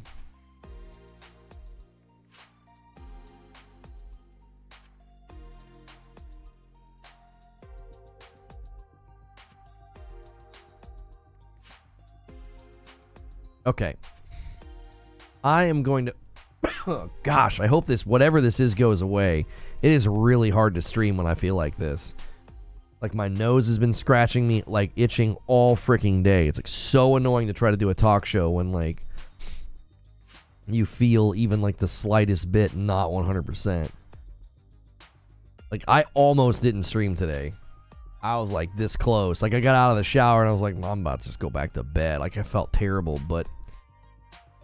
coffee and ibuprofen turn things around. Okay, there's a link in chat.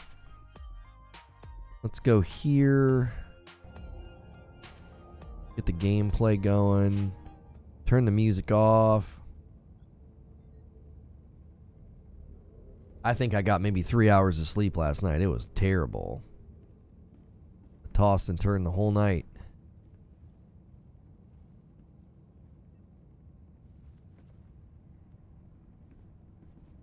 This guy says he's always late.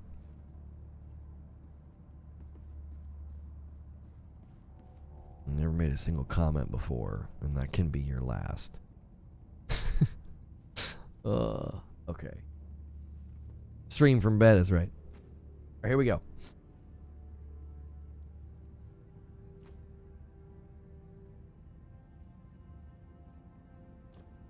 Your fellow Helldivers rage against the enemy's tyranny. Yeah? Great. Thanks so much for checking out some gameplay. Latest update for Helldivers is that we retook, on the Galactic War Table, we retook Angel's Venture. We had it, and then all of a sudden it dropped to like 18%, and we got it back. As well as daily challenges have been fixed. So right now, I'm in the way, but it's 100 enemies by the Eagle strafing run, and apparently that is shared. So the latest update has fixed that, and they are making those adjustments to the Galactic War Table. I'm going to end the previous stream and redirect people over, and we're going to do a little bit of grinding today with the latest update and just